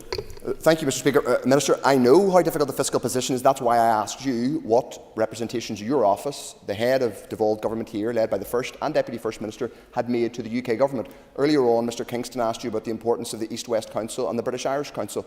Have you used that or any other route to press for funding to ensure that the Euros come to Belfast and Casement Park is built in time? Minister. Thank you, Mr. Speaker. The member will be aware that we have been pressing the UK Government on a range of issues pertaining to the budget. The Northern Ireland budget is incredibly difficult. We know the impact of that, not least in terms of the pressures within our health system, the pressures in terms of our waiting list, the pressures in terms of the impact of that. We know the pressures on our education system. This is not a single issue. This is an issue about our core public services that people need, of health, of education, in terms of our roads, in terms of our investment. Organisations are crying out for funding, and I have certainly not been behind the door in terms of making those strong representations to the UK Government. We are prepared to step up and do transformation, but we also need the budget from the UK Government to enable us to do that in order to deliver on our core public services that will impact positively on everyone throughout Northern Ireland. Andy Allen. I asked the Deputy First Minister to confirm the Executive's priorities and whether a programme for government will robustly measure these priorities. Thank you, Mr. Speaker. Absolutely. The member will be aware that we have pushed forward with an outcomes-focused programme for government, and the purposes of that is to see the bigger picture around our objectives of having public services that deliver for people, of ensuring that what we do grows our economy, that provides a better, brighter future for everyone in Northern Ireland. But of course, how do we do that? And how we do that must be the particular actions that we take as an executive and within those departments. But as said earlier in these questions, we also need to ensure that what we are doing works. And we only know it works if we are measuring those interventions. So absolutely, there will be a framework in terms of the indicators. Those will be baselined, and it will be measured throughout the lifetime of this programme for government to inform us moving forward as well. So it's an important part, but it will be fully integrated within our programme. Mr. Allen. Thank you, Deputy First Minister, for that answer. And I was at an event this morning in Clifton House regarding hidden homelessness, and there's deep concern amongst our housing providers and those who are involved in that area at the funding made available to the Social Housing Development Programme and the ability for the Executive to truly take a cross-departmental approach to tackling the housing crisis grip in Northern Ireland. Can the Deputy First Minister outline how this Executive will truly get to grips with the crisis impacting Northern Ireland? Minister. Thank you, Mr. Speaker. And absolutely, it highlights once again how difficult our budget is. In terms of the budget set for this year, it was divided in approximately 50% of that budget to health, 30% of that budget to education, 10% of that budget to justice, and that left just 10% to be divided across the other departments, including the Department of the Communities that takes the lead in relation to housing. Housing is an issue of significant concern. To some extent we are behind where some other jurisdictions are in relation to the housing crisis, but you will know from speaking to those at that event this morning, and we all know from speaking to people throughout Northern Ireland and in our constituencies, that the housing crisis is already putting pressure on families. We need more social and affordable housing. We must make sure that our young families and people in Northern Ireland can get homes, can get onto the housing market. So look, we need to be taking action on this now. It is a product, unfortunately, of the difficult budget position, but I'm acutely aware of those pressures, and we will continue to try to seek that additional resource to ensure that we can build what we need to build. Deputy First Minister, you probably seen the recent Ulster Bank survey, which showed the sharpest rise in orders for the first time in 2 years. Would you join with me in welcoming this good news that indicates that our local economy and private sector in particular are growing? Thank you, Mr. Speaker. Yes, I think it's certainly a positive indication, but we do know how difficult it is, though, and I think that while we can welcome that good news, and we've said many times since we've taken this role, both the First Minister and myself, that we want to prioritise that prosperity agenda. We need our economy to grow, and we need to do whatever we can as jointly leading the executive, but also working with our ministers to ensure that we have the right interventions, the right context to allow our economy to grow. But I think it would be wrong of me not to recognise that it's very difficult in terms of the inflationary rises and different cost rises on small to medium-sized business here who are battling through a challenging situation. But again, to send that message that we are here to support those businesses, we're here to listen to you and to try to ensure that we can grow our economy moving forward. Ms. Sheeran. Gora Magat, Lishan Lasaira, would you agree with me in that context then that it is, I suppose, really important for both Invest NI and the executive to maximise and sort of focus on the benefits and opportunities that come from dual market access? Thank you, Mr. Speaker. I think it would be wrong to say focus in the sense that we know that our economy is made up of many different elements. There will be, of course, some aspects of it that do impact in relation to that, particularly in relation to the exporting of goods and the manufacturing of goods. We know that we are a largely small to medium-sized business economy here, and many of those are Indigenous and only trade within Northern Ireland. We must show support for those. They are the backbone of our economy, and we do want to support them. And likewise, foreign direct investment is so important and essential. We know that the biggest growth area of that, of course, has been in the services industry that isn't impacted by dual market access. So I think it's important that we move forward in parallel with a whole range of those key aspects of our economy. I think only by doing so will we be able to grow that economy and to ensure that prosperity agenda moving forward. Matheson. Mr. Speaker, can the Deputy First Minister outline what actions are being taken to progress the recommendations of the 2021 Flags, Identity, Culture and Tradition report? Thank you, Mr. Speaker. As indicated already in these questions, we had a good debate in this Assembly on that issue. I think there's a huge amount of important and useful work that has been done by that Commission, and I think that there's an opportune time in terms of the evaluation and review, for example, of Together Building a United Community, to ensure that learning, that some of those recommendations are fully taken into account in terms of the process of that. Mr. Matheson. Thank the Deputy First Minister for her answer. Given the debate that you referenced in the Chamber, where the motion was passed that a consultation would be held into the issue of flying of flags, what work has specifically been undertaken to progress that consultation? Minister. As indicated, Mr. Speaker, the work that we're focused on at the moment is in relation to the review of TBUC, Together Building a United Community. There has been hugely positive indications in terms of the impact of Together Building a United Community. And of course this is largely focused on good relations between people throughout Northern Ireland. So of course the work of the VICT Commission is relevant to that. We know that where there are challenges, it is very often, as indicated, because of some of the elements of the disputed and contested history that we have here. So I think it is a good opportunity for us to fully take that into account and see if we can find a way forward. Kate Nicholl. Mr. Speaker. Last week, a mother and her terrified daughter made the news for racial hate crime in my constituency. The daughter is so terrified that she doesn't leave the house unless going to school. Will the Deputy First Minister join with me in condemning all racist hate crimes and make it very clear that there is no place for this behaviour in our society? Minister. Thank you, Mr. Speaker. I do believe that everyone in this House would agree absolutely. There is no space whatsoever for hate crimes based on any characteristic, including race. We must all stand united against such things. People must be able to live their lives free from harassment and hate, no matter where they are in Northern Ireland. Ms. Nicholl. Thank you, Deputy First Minister. To follow on then, what reassurances can you and your office give to people who are living in fear that the racial equality strategy will be robust, it will be co-designed and co-delivered, and that it will be brought to this House soon? Minister. Thank you, Mr. Speaker. It was the Executive Office that really led the way in relation to co-production and co-design in a number of our processes, not least the first Together Building United Community consultation. We adopted a very, very detailed stakeholder co-production approach for that. I think that was the first time that any department had done such a thing, and of course it has evolved and improved since then, and I'm glad to see that being mainstreamed right across. You're absolutely right, the racial equality strategy must be effective. And I think to be effective, it must be co-designed, it must be something that works. Otherwise, what is the point of doing it? We want this to be effective and we want it to work, and we want it to support everybody that it needs to support. Mr. McAleer is not in his place. I call on him. And I'm sure that many people in this chamber have seen the fantastic achievements last night by Ciara McGeehan. Would the Deputy First Minister join with me in congratulating Ciara on her gold medal? Minister.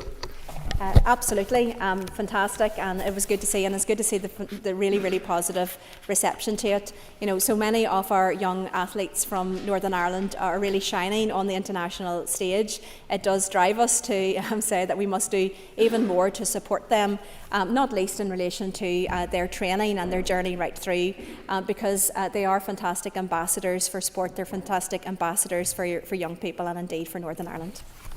Ms. Murphy. And I'd like to thank the Deputy First Minister for her answer. Minister, would you also agree with me that this should be an inspiration for young people, especially young girls and young women, in relation to participation in sports?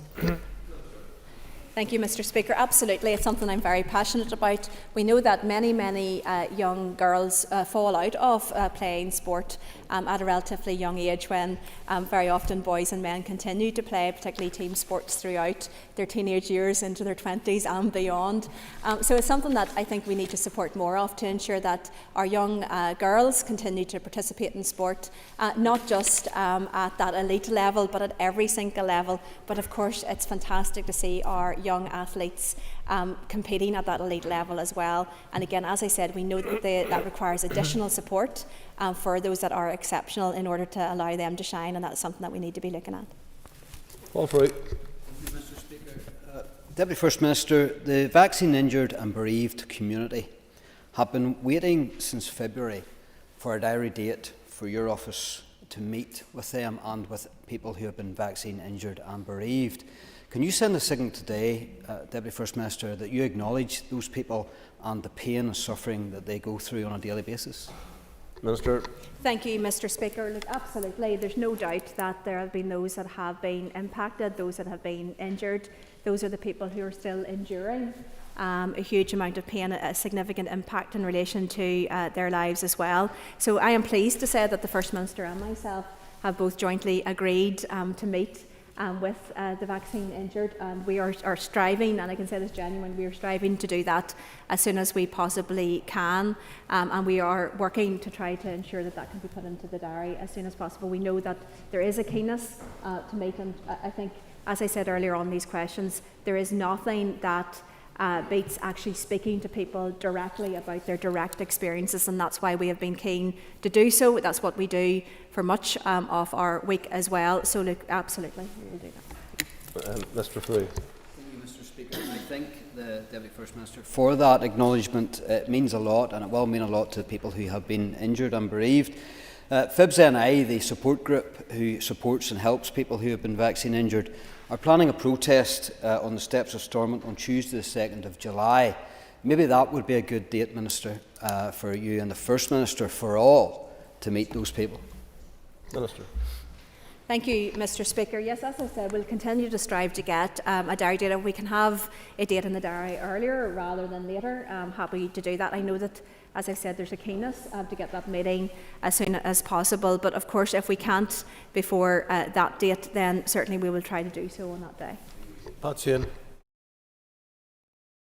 The First Minister give an update on programme for government preparations and commit that it will be debated in this chamber and published for public consultation before the summer recess. Minister. Thank you, Mr. Speaker. As indicated, because of the election being called, it does have an impact in relation to the guidance as to when we can publish and to commence our consultation. It is something that I had took the opportunity to mention last week to the First Minister of Scotland and Wales, and I know that they are also in a similar position in relation to their programme for government, where they have got to a point where it was reasonably well developed, but they will have to pause the publication of that until after the election period. It does give us an opportunity, of course, as work will continue over the course of the number of weeks, to continue to look at those issues. It's important to say that, look, whatever is published for the programme for government is not the final version. It is being published for consultation and for views. But we're also acutely aware that we want to hear from people as to those issues. So we want to get out to consultation as soon as possible. Absolutely, that should be commenced with a debate in this Assembly, if at all possible, and I believe it is and will be possible. But of course, the key thing will be getting out there on the ground and throughout every part and place in Northern Ireland to try to ensure that the maximum number of people respond to that consultation and we're informed on the way forward. That brings to conclusion questions to the Deputy First Minister. Congratulations, Deputy First Minister. You're the First Minister to have got through all of your questions, both topical and the main set of questions. So we now move on to the Minister of Health. It's your first day, so your standard has been set. And I call Paula Bradshaw. Minister. I hope to rise to the challenge. I thank the member for her question. The report of the Independent Review of Children's Social Care Services was published in June of last year. It was followed by a public consultation on the review recommendations. That ran for 12 weeks from September to December 2023, and my officials are currently in the process of developing advice based on analysis of the responses to that public consultation. Subject to the final outcome to consultation and other factors, including the availability of budget, of course, and the views of other ministers where relevant because of cross-cutting issues, the intention would be to implement as many recommendations as quickly as possible.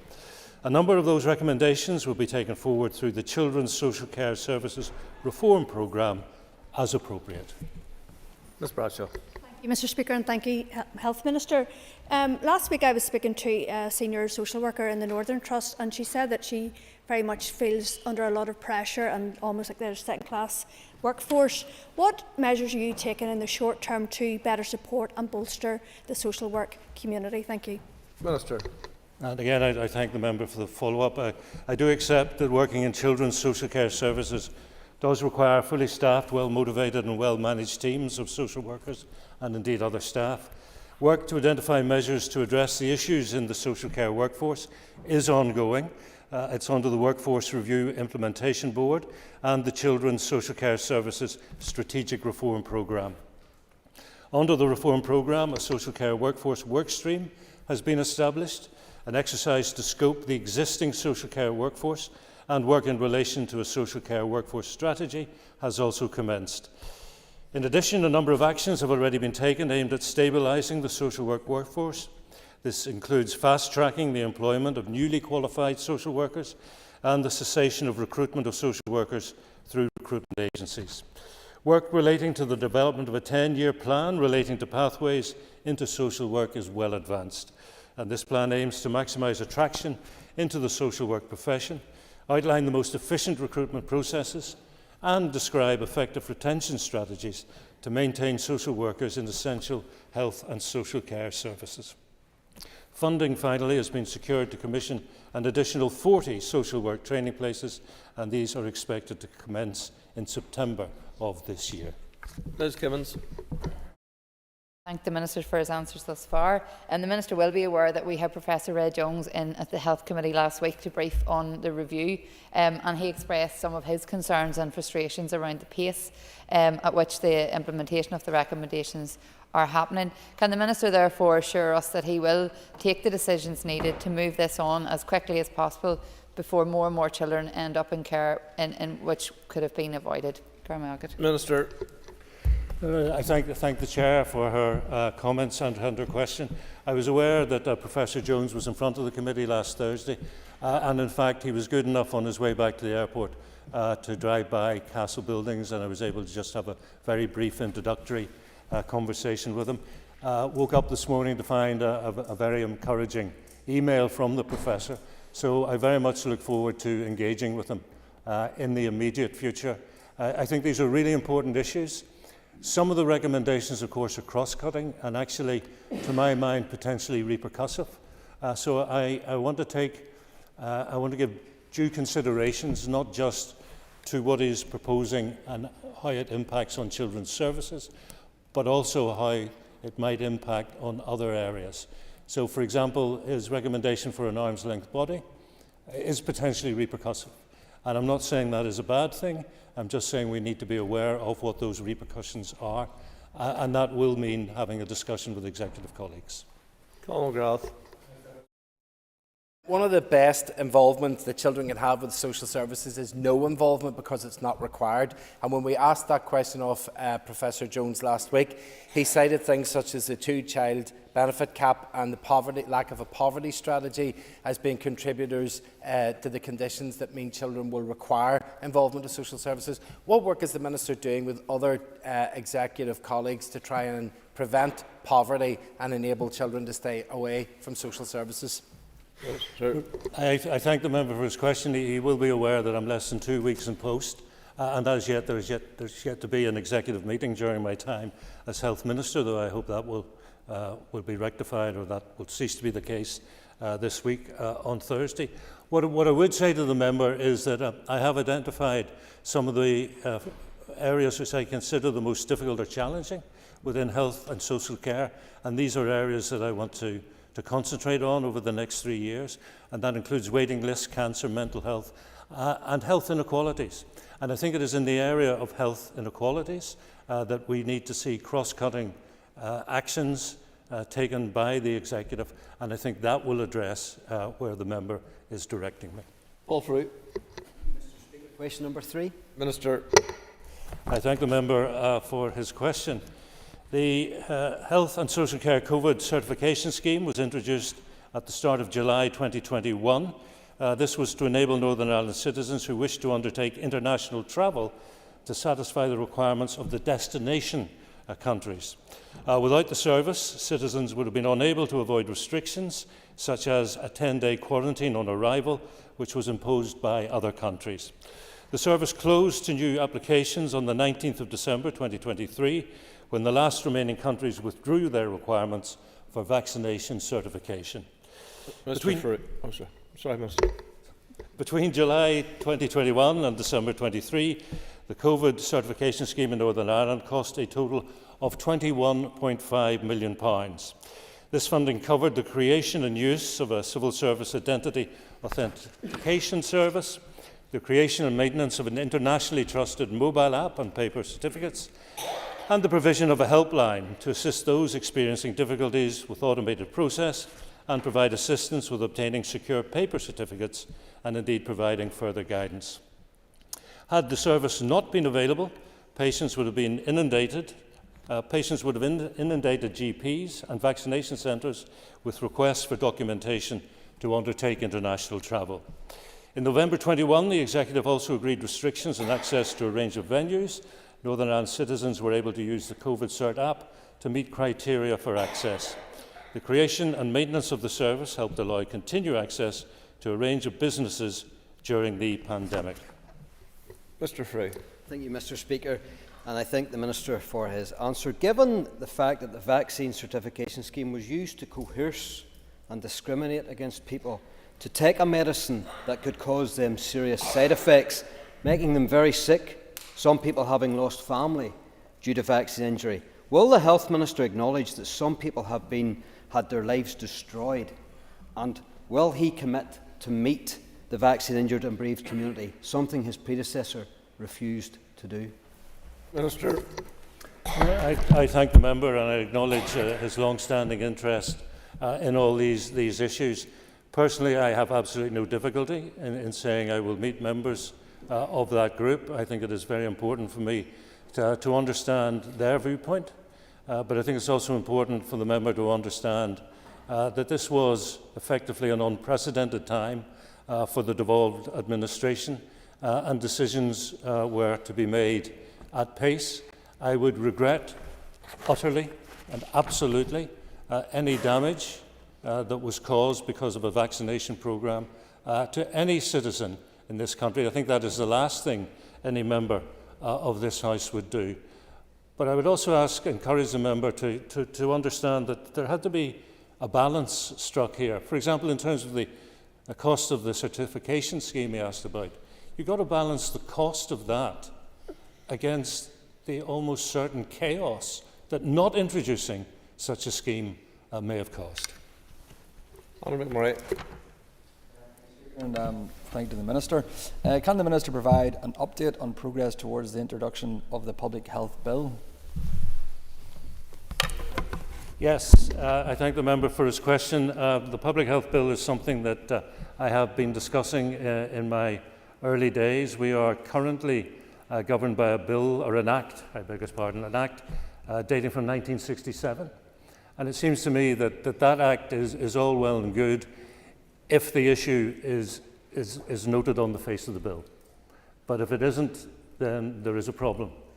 And so I am now in the early stages of taking briefings with colleagues about introducing a new bill, which will be effectively something that looks at all hazards, covering all hazards, so that we can be much fleeter of foot, but it is something that will obviously require a cross-departmental agreement at the executive level.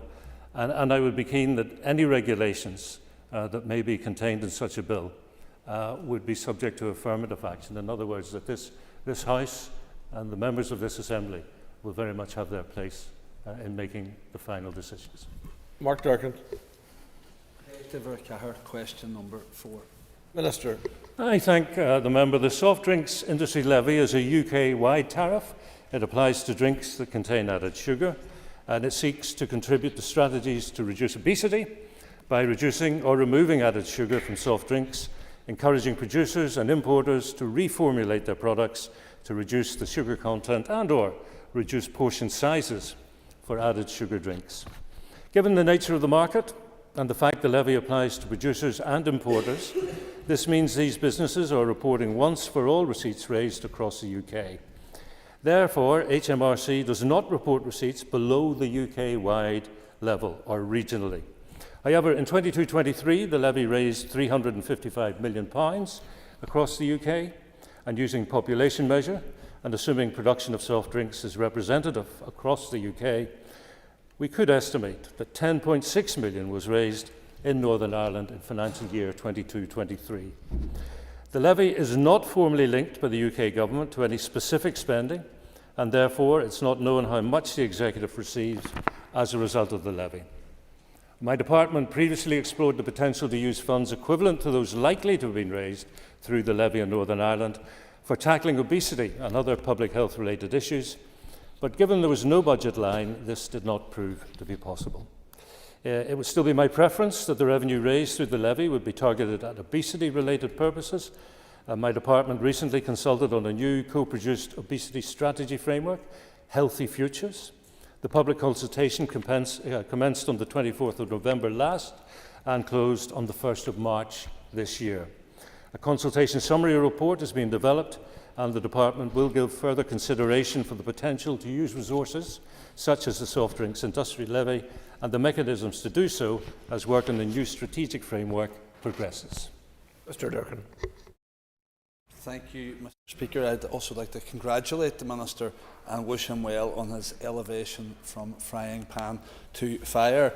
I don't doubt his desire to do things differently if it means improving outcomes for people primarily, but also for the public purse. And in that vein, does the Minister concur, therefore, that increased targeted spend on prevention and an early intervention will dramatically reduce suffering due to conditions and spend associated with obesity?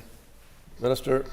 I absolutely do agree with the member. Currently, for example, if we talk about treatments for obesity or the cost of treatment for obesity, I have my department giving further consideration for the potential to use resources such as this levy and to the mechanisms to do so through the development of priorities and actions arising from the strategic framework.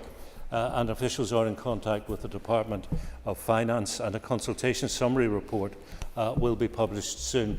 I agree with the member. This is a critical issue. Public health is just so important, and we spend a lot on it, but we think about the savings. I'm very much believing in data as a way forward, but also conscious that all data ultimately responds to human, or equates to human beings, and it's the human cost of things like obesity that we have to tackle. Cheryl Bradley. Also welcome the Minister to his new position. Minister, if you could provide an update on funding for the commission of the hybrid closed-loop technology for people with type 1 diabetes, especially in light of the very positive announcement from our Scottish Government. Thank you. Minister. Well, I thank the member for her question. I'm not entirely sure that actually relates to the original question, Mr. Speaker, but what I can say is the Strategic Planning and Performance Group received formal notification of endorsement from the Department of Health following the review of the NICE final guidance on hybrid closed-loop systems for managing blood glucose levels in type 1 diabetes, which was published in December of 2023. So work is being undertaken to understand the implications of this decision in terms of overall provision, consideration of priority groups, system costs, workforce and communication requirements to both enable and support, and this will inform final decision-making and commissioning arrangements for Northern Ireland. It may be interesting for the member to note it's worth that NHS England has developed a phased implementation strategy. This is over a 5-year period in response to the guidance owing to the scale and scope of this recommendation. This also includes a process of prioritisation on eligibility in line with NICE guidelines. Significant additional investment will be required to support the implementation of the hybrid closed-loop system to people living with type 1 diabetes who would be eligible. The Northern Ireland Diabetics Network will communicate with all stakeholders following decision-making in relation to hybrid closed-loop systems and its implementation in Northern Ireland. Can the Minister provide an insight as to what is behind the very significant growth in people living now with type 2 diabetes, Minister? Minister. I thank the member for his question. I think there are a variety of factors that impact the growth of type 2 diabetes. And this is something that we all need to be focused on because its implications in terms of health for individuals, communities, but also in terms of the resource and funding of the health service cannot be overestimated. So factors include age, ethnicity, but above all, there are manageable issues, and the biggest one of all, of course, is that of diet. And one of the issues that I have been discussing at an early stage with colleagues and officials in the Department of Health in terms of my desire to bring forward an initiative in terms of health inequalities is looking at diet and the role that dietitians can play if we are going to get ourselves out of the buildings we call GP surgeries and hospitals and take services into the community. Minister. I thank the member for his question. The Department will be publishing comprehensive data relating to abortions in Northern Ireland on the 20th of June this year. This will cover the 3-year period from the introduction of the Abortion Northern Ireland No. 2 regulations on the 31st of March 2020 up to the 31st of March 2023. My understanding is that the Department's annual publications had underreported the number of abortions in Northern Ireland since the law was changed in 2020. This is recognised, and although the accurate totals had been disclosed regularly through written Assembly questions, I can assure the member that this will be corrected in the forthcoming publication for each of the 3 reporting years. Now, the issue arose because the methodology in place prior to the law change was set up to capture only those procedures involving hospital admissions. However, since the introduction of the 2020 abortion regulations, the majority of abortions in Northern Ireland are early medical abortions and take place in an outpatient setting. Following the instruction from the Secretary of State for Northern Ireland to the Department on the 2nd of December 2022 to formally commission abortion services, a process has been underway to verify up-to-date statistics from the date of law change in Northern Ireland. These are the statistics that will be published later this month. Mr. Allister. It's concerning to hear of the underreporting, considering there's been 8,000 reported in the figures already. But in terms of the data that will be published, can the Minister assure me that we will now see the sort of data we see from England and Wales, indicating the age of the mother, the cause, the medical cause in England and Wales is published, whether it was related to Down syndrome or spina bifida or something else, and all of those things, will they now appear? Because it's important that people know how many babies with spina bifida or with Down syndrome are in fact being killed in the womb. Minister.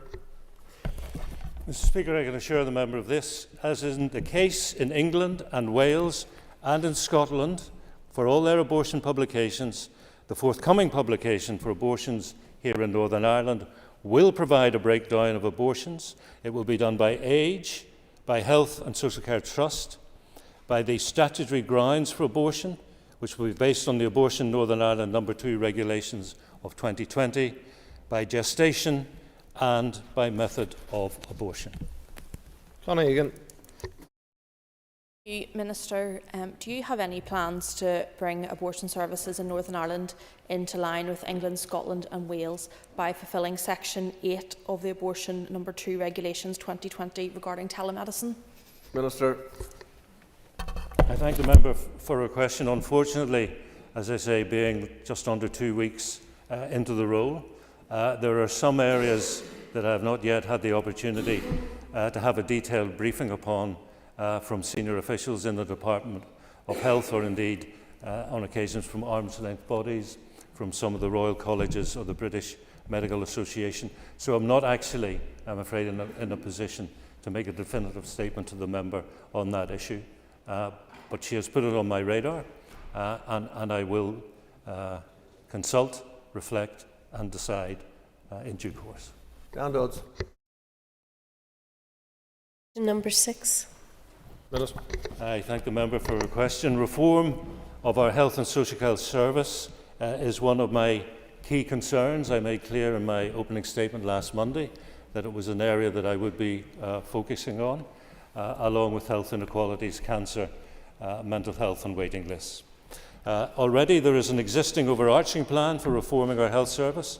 The Health and Wellbeing 2026 Delivering Together report was launched in 2016 as the Department's 10-year plan in response to the recommendation of the Bengoa report, Systems Not Structures, Changing Health and Social Care. And of course we need to continue to review and refine this 10-year Delivering Together plan. Progress has been made across a broad range of critical areas, including social care, mental health, acute care, elective care and primary care. For example, in primary care, we've rolled out the multidisciplinary team model, which is not only providing a better service for patients, but also helps to stabilise GP practices. In elective care, we've established day procedure centres at Lagan Valley and Omagh hospitals, and overnight stay centres at the Mater, Daisy Hill and South West Acute. Now this is beginning to deliver some welcome results. The latest inpatient and day case stats show a reduction for the 7th successive quarter, and that's the longest sustained reduction since at least 2008.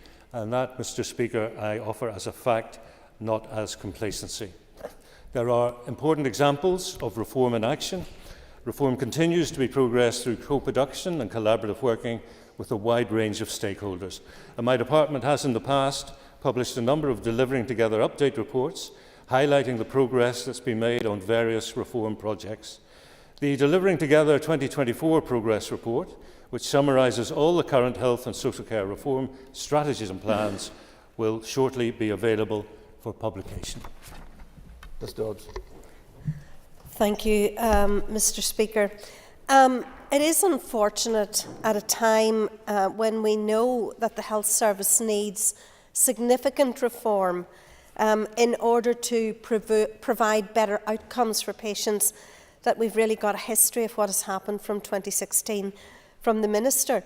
Can I pick up one point, Minister, out of many I could have picked up from your answer in relation to multidisciplinary teams? These teams were set up initially as consequences of supply money from the DUP Conference and Supply Agreement. So far, only 30%. Question, please, Mrs. Dodds. Only 30% of GP practices have them, and only 8% have full multidisciplinary services. When do you rectify this, and do you acknowledge that this is fundamental to transformation? Minister. Mr. Speaker, the irony is not lost on me that the member criticises me for giving a history of events in 2016 and then gives the House a history of her party's confidence and supply arrangements. The multidisciplinary teams, I repeat, on an evidence base are working. They're working very well. They're delivering what I want. Everything I focus on is for better outcomes. They are delivering them. The rollout was a multi-year plan. Unfortunately, under the current budget, that plan will not be speeded up. It will slow down. And so I look forward to meeting with executive colleagues to try and impress upon them some of the issues that are related to the current budget for the Department of Health, and seeing what we can do. Because I want to do what I can with the money we've got. It is a lot of money, but the pressures remain. And one of the pressures is the inability to deliver in a timely manner, as I would wish, the rollout of multidisciplinary teams. And thank the Minister for your answers so far. Minister, can you give us assurance, the previous Minister did give assurances that every single inch of the hospitals and the buildings that we have are needed. Can you give us assurances that you will bring both staff and the community with you whenever you're looking at where services will be delivered? Because we need all the hospitals, but we need to know where the service is going to be. Minister. Mr. Speaker, I agree wholeheartedly with the member.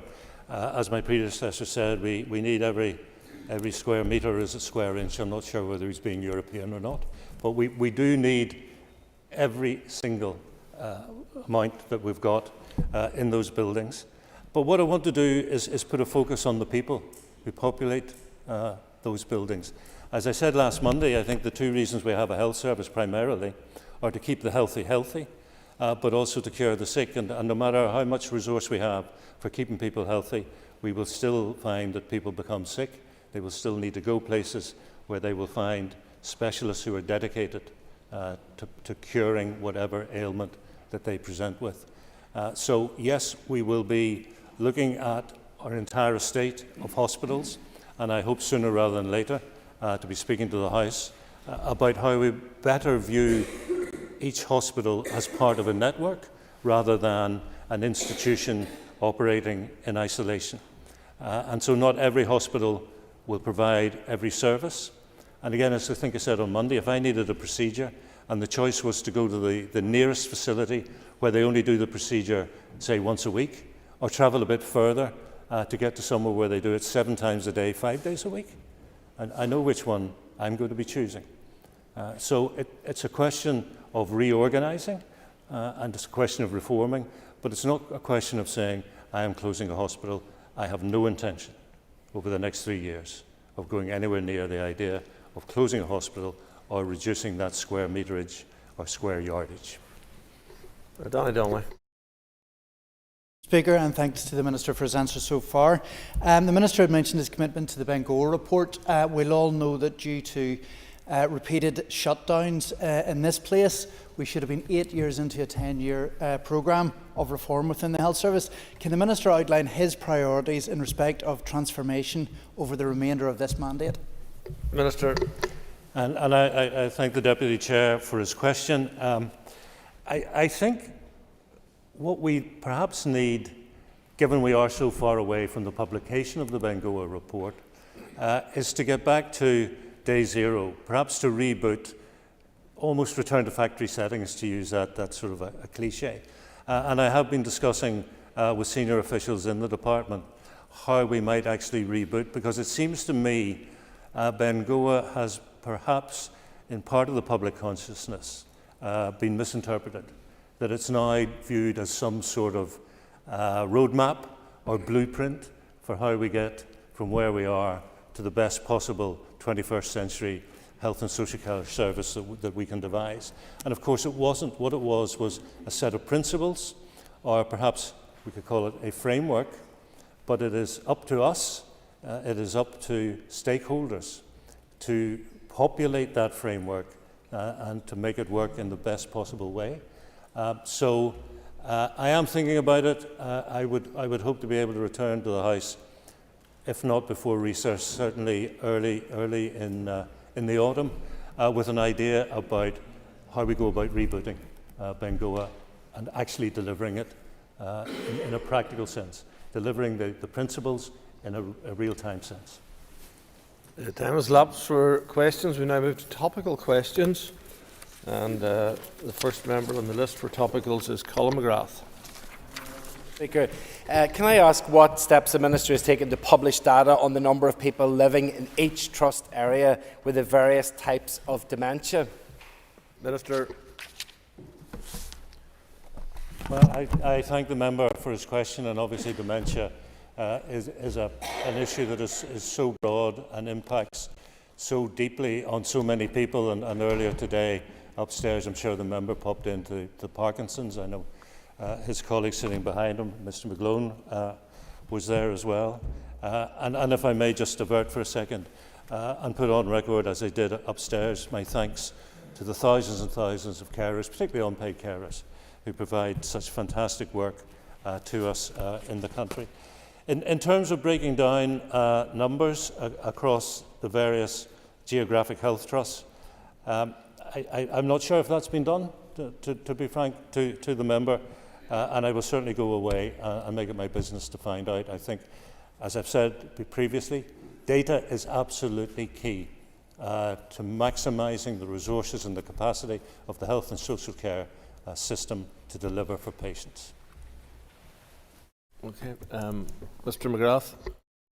I'm going to thank the Minister because there are new modifying therapies that are awaiting approval, but obviously some of it is very beneficial to those with early stage of Alzheimer's and not other forms. So therefore having that data, understanding that data is absolutely critical to the early intervention, which will help to enable people to live with the condition for longer. So would the Minister agree with me that getting that early diagnosis is crucial in helping people?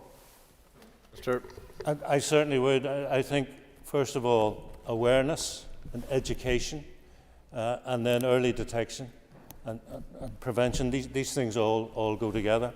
And social prescribing is something that is relatively new in terms of health and social care.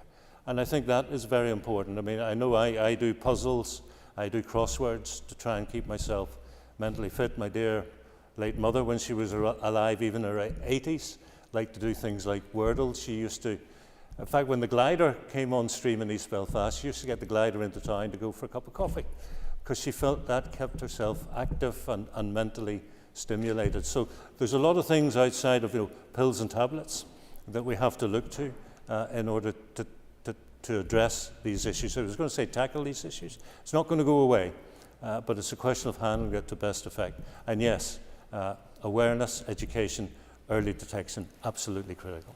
Good, Nicol. Thank you, Mr. Speaker, and thank you, Minister. I wish you well in your new role. On the back of the Routes to Diagnosis report, which showed that 28% of bowel cancers are detected in emergency settings, of which half are diagnosed as stage 4, as well as showing a significant drop in emergency presentation among the screening population, does the Minister have any plans to reduce the bowel screening age to 50 in line with the UK National Screening Committee recommendations? Sir. I thank the member, and perhaps we should be swapping places for this one because you have a level of detail which I'm afraid I cannot match on this first day of topical questions. But what I would say to her is that cancer is one of the 4 areas that I identified, along with mental health, waiting lists and health inequalities, as something that I really want to focus on in the remaining 3 years of the mandate. And in terms of being the Minister, in terms of having a leadership role, what I think is very important is to surround yourself with the people who know the things you don't. And clearly, for example, you have an expertise and an interest in this particular area, which I will take back to the relevant staff within the Department of Health and the arm's length bodies and the other stakeholders as required. And we'll look at this, and I promise I will once again study it, reflect on it, make a decision and get back to you in due course. Ms. Nagle. Thank you, Mr. Speaker, and thank you, Minister, for your answer. Just to add then a supplementary to that, if you're going to be engaging with officials, then I'd urge you to engage with campaigners who are campaigning around bowel cancer, and they are the ones with the expertise, not me, and they'd be happy to brief you to a further level. Thank you. Minister. I take the point. Okay, thank you. Move on to... Minister, I submitted a written question there and got a response last week. I had asked about, in the face of the mental health crisis in Northern Ireland, could the Minister detail the number of patients that were directly referred into voluntary community sector organisations? And the response was that requests were sent to Health and Social Care Trusts for them to respond that the information wasn't available. I was disappointed that didn't have any follow-up commitment on it, and I would ask that the Minister consider whether there should be a further review to access and audit that information. Minister. I thank the member, and I'm disappointed that she is not satisfied with the response she would get. As a broad point, what I would say is that the health and social care system, and then when you include the voluntary and community sector and the charities, it's a vast, very, very complex set of institutions and bodies, and there are an awful lot of moving parts. So I am aware sometimes when a member asks a written question of me, that I have to say that the information is held by the Health and Social Care Trusts rather than the Department. And sometimes the Health and Social Care Trusts are able to provide the information, and sometimes they come back and say they don't hold the information. As I've already said on a couple of occasions in this session, data is going to be very important to me in terms of how we improve and max out the capacity of the entire system. So where there are gaps, I need to know about them, I need to react to them, and so I thank the member for putting that on my radar, and I will take it away, and I will ask questions about why you remain unsatisfied and why we cannot satisfy your desire. Your question. Thank you, Mr. Speaker, and I am pleased to chair the recently formed all-party group on voluntary community sector, and there's a real feeling within the sector that it is not valued in terms of the recognition, in terms of outcomes by the departments, and I would invite the Minister to engage with the all-party group and perhaps attend an upcoming meeting to satisfy them as to his recognition of their value in this term. Minister. Well, I thank the member. I must caution there are so many all-party groups. I'm not sure it is going to be actually just logistically possible for members of the executive, for executive ministers to start engaging across that whole sector. I have sat on a number of all-party groups, so I very much recognise their importance. I do believe it is also important that the right officials from departments attend all-party groups when it is relevant. For example, the all-party group on social enterprise, which I was very fond of sitting on, back in the day as the Permanent Secretary of the Department of Finance, Sue Gray, was a regular attender at these things. So I think there is a way of better coordinating engagement between all party groups and departments at a very, very senior level. What I would also say to the member is, thinking back to my experience as a victims commissioner at the Commission for Victims and Survivors, you had maybe 100 groups that were set up to help some of the most vulnerable people who had been hurt in the course of the conflict, both physically and mentally. And the people who were running those groups, they didn't set them up to be chief executives or to be accountants or to be human resource managers. And yet they seemed to spend a lot of the time doing that. They spent a very significant amount of their time chasing funds to keep their bodies running on an annual basis. So I'm very interested in how better we support the voluntary and community sector and effectively free them up to do what they set themselves up to do, which is to help vulnerable people. Can the Minister tell us if he has any plans to introduce an individual duty of candour, which was one of the key recommendations from Justice O'Hara's inquiry into the hyponatremia scandal? Minister. I thank the member for his question, and this is something which I have been discussing with officials in the first 2 weeks. The member will be aware there was a public consultation in 2022 on a duty of candour, and my officials are now developing proposals for a regional being open framework, and that includes plans for further consultations in the months ahead. This is a key contributing piece of work to help further support an open, just and learning culture in health and social care. I'm aware that DHSC in England is reviewing the implementation of the duty of candour in England, and we will of course consider the learning emerging from that exercise. Mr. Sheehan. Thank the Minister for his answer. The Minister will be aware that there have been a number of scandals in the health service over the last number of years, as well as hyponatremia. We've had the Muckamore debacle, we've had the blood contamination scandal, and of course in urology and the Belfast Trust. And one of the common themes running through all of these scandals is the lack of accountability and the circling of the wagons to protect organisational reputations. And can the Minister tell me, is he going to introduce an individual duty of candour, or is he going to cop out and go with an organisational duty of candour? Minister. I thank the member, but I am not going to agree with his description of copping out. What I'm interested in is how best we encourage individuals working in health and social care to be absolutely honest about what happens when things go wrong. And is that placing a statutory duty of candour on an individual? I am not sure that it is. It is the outcome that I'm focused on. The mechanism to get there is not something that I am yet clear about. And I remind the member again that DHSC in England is reviewing the duty of candour because it's clearly not delivering exactly as it was. I was studying not that long ago a comparative report into candour in aviation and in health. And the conclusion seemed to be that aviation was way ahead of the health service. But because of the black boxes, because of the fact when a catastrophic event occurs and passengers die, that every effort is made to analyse what went wrong through the black boxes, etc., with no particular concern, for, in fact, on the individual.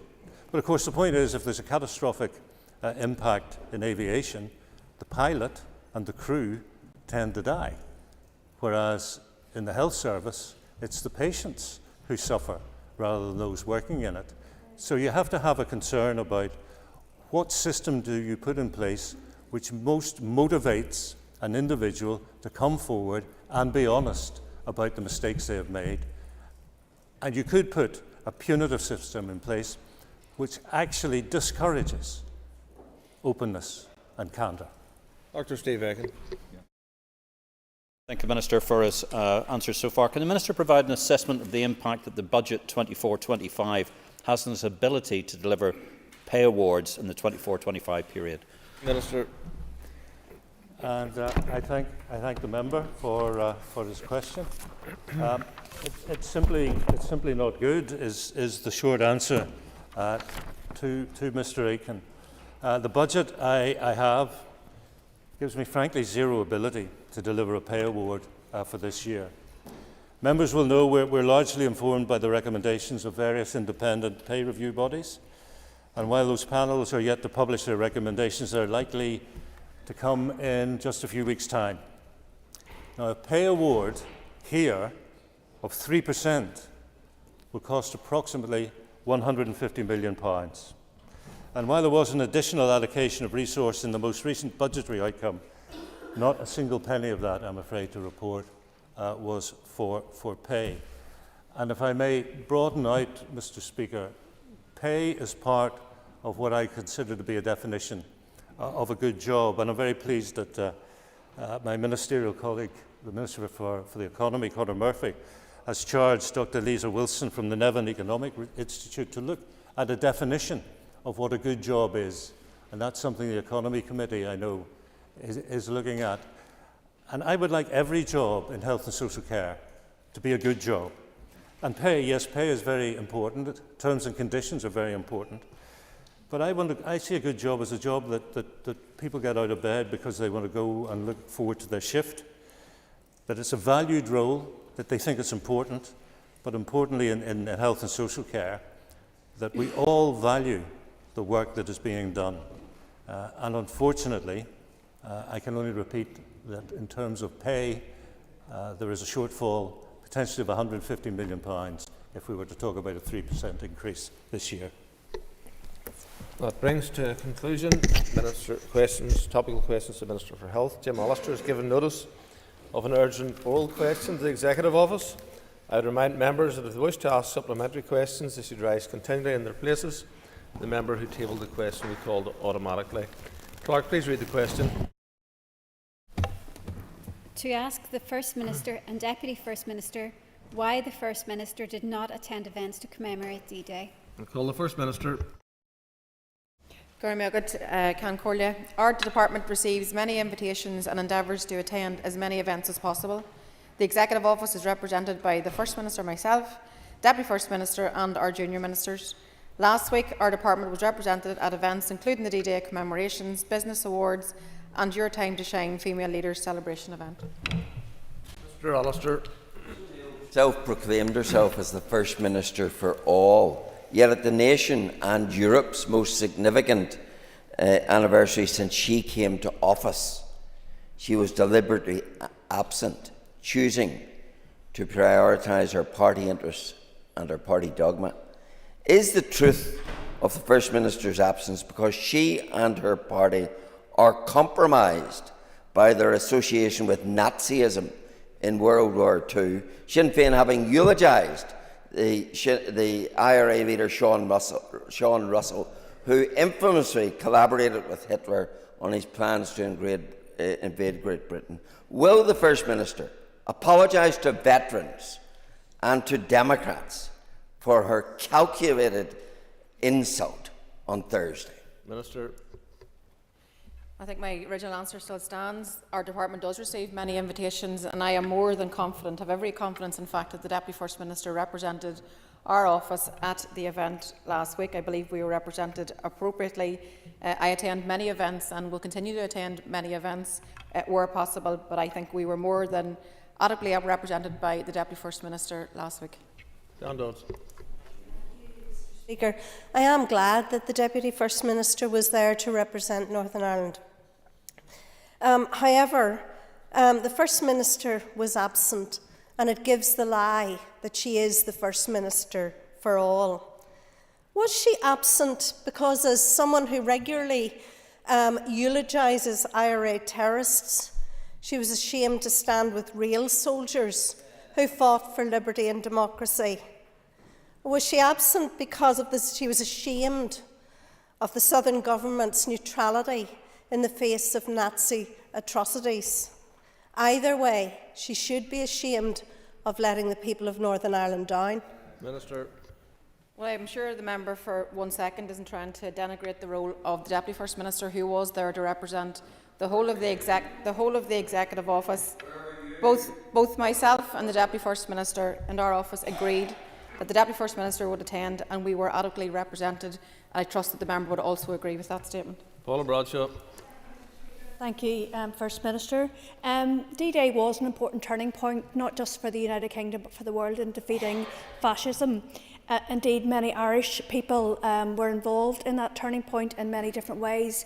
Would the First Minister agree with me that it was welcome that the Deputy First Minister the Executive Office was represented by the Deputy First Minister, but also that as a self-acclaimed First Minister for all, she should have, on reflection, taken this opportunity to represent us all on a global stage? Thank you. Well, I can assure the member that I'm very confident that I can stand over my record as a First Minister for all, and I think I demonstrate that every day in a word and deed. But I do concur with your comment that I think it was appropriate that we were represented. I think it was appropriate that the Executive was represented by the Deputy First Minister in agreement with myself. That's something that we discussed, as we do every other invitation that we receive. Dr. Aiken. May I thank the First Minister for her remarks so far. First Minister, you'll be aware of the fact that the Royal Air Force and the Royal Navy are busy defending the sea lanes all the way round our island at the present moment in time. And indeed, particularly the Royal Air Force has been doing search and rescue work, and indeed hunting for submarines. And I thank the member for bringing the tangential message about submarines and people coming to the island of Ireland who were delivering fascism.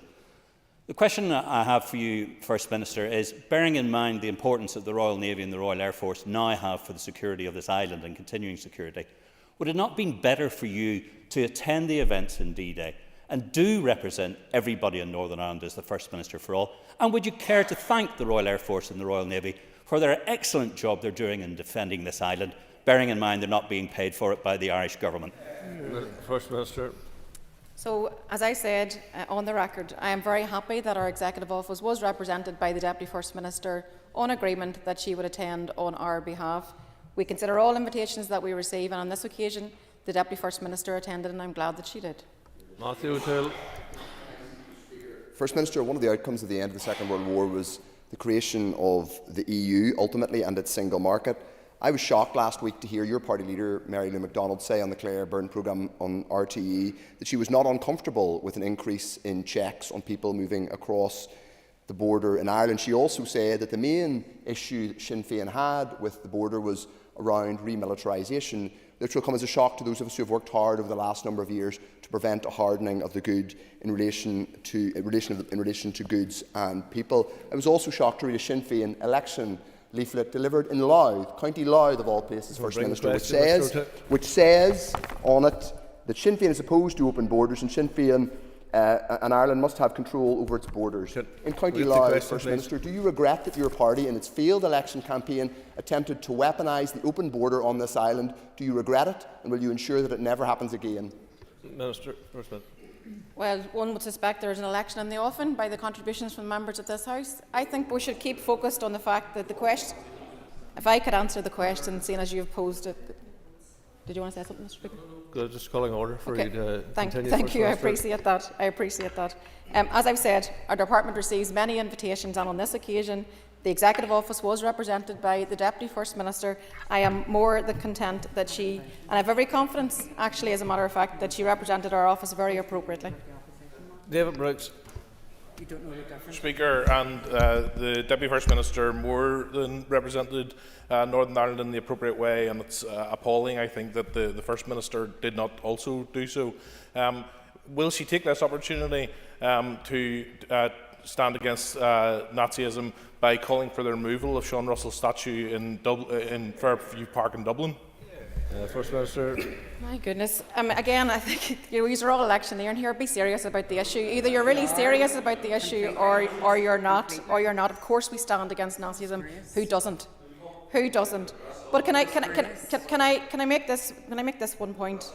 Perhaps the members in the benches opposite would care to listen that myself and the Deputy First Minister agreed the approach to how we would attend the commemoration last week. It was an agreed Executive Office, and I'm quite sure the member also, like his colleague, is not denigrating the attendance of his own party colleague. The Deputy First Minister represented the Executive Office. I have every confidence in her ability to do so. Mr. Chambers. First Minister, the events of last Thursday were a very significant international historical event, and it was an opportunity for you to demonstrate the cooperation that has been developing between you and the Deputy First Minister. Would you not agree, First Minister, that your absence, on reflection, was a serious lapse of judgment? Hear, hear. Again, I have every confidence that the Deputy First Minister represented the Executive Office at the occasion. That concludes the urgent oral. Ms Ennis, you got a point of order? Ministers come to this House and answer urgent oral questions in good faith, but can the Minister review the subsequent questions that were answered and whether they were in keeping with the actual nature of the urgent oral in the first place? I would say that the questions were robust, and the First Minister robustly defended herself. So that concludes the urgent oral questions. We now move to the adjournment. The Assembly does now adjourn.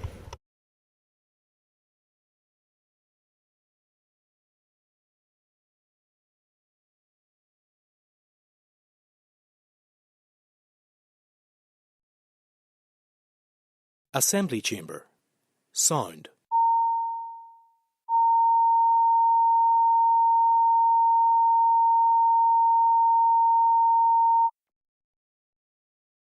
Assembly Chamber. Sound.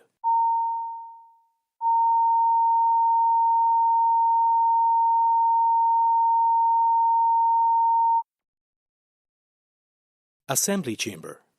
Sound.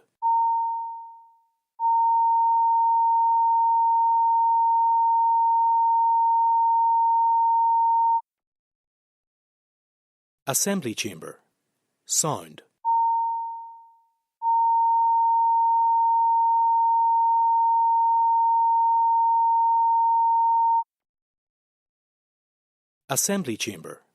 Sound.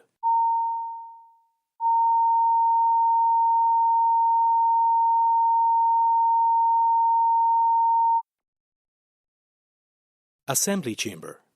Sound.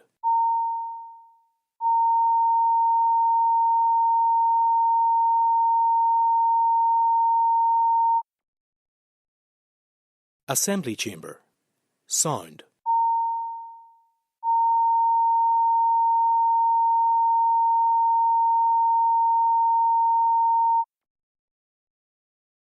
Assembly Chamber. Sound.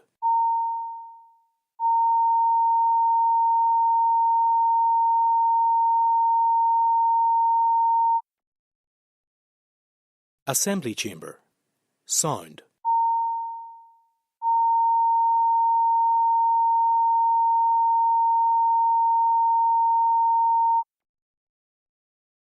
Assembly Chamber. Sound.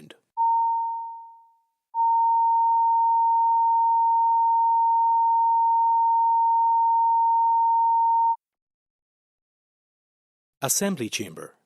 Sound.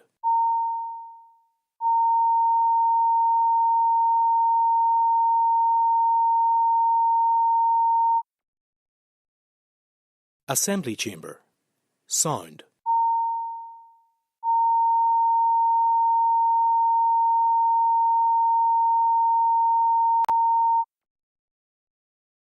Assembly Chamber. Sound.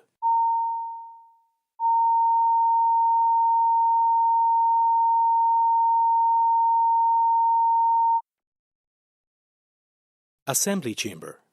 Sound.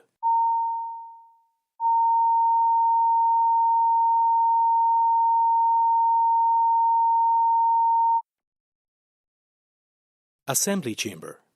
Sound.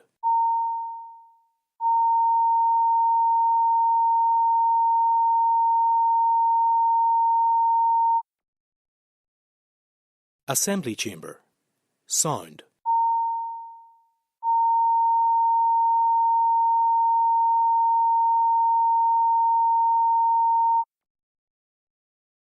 Assembly Chamber. Sound.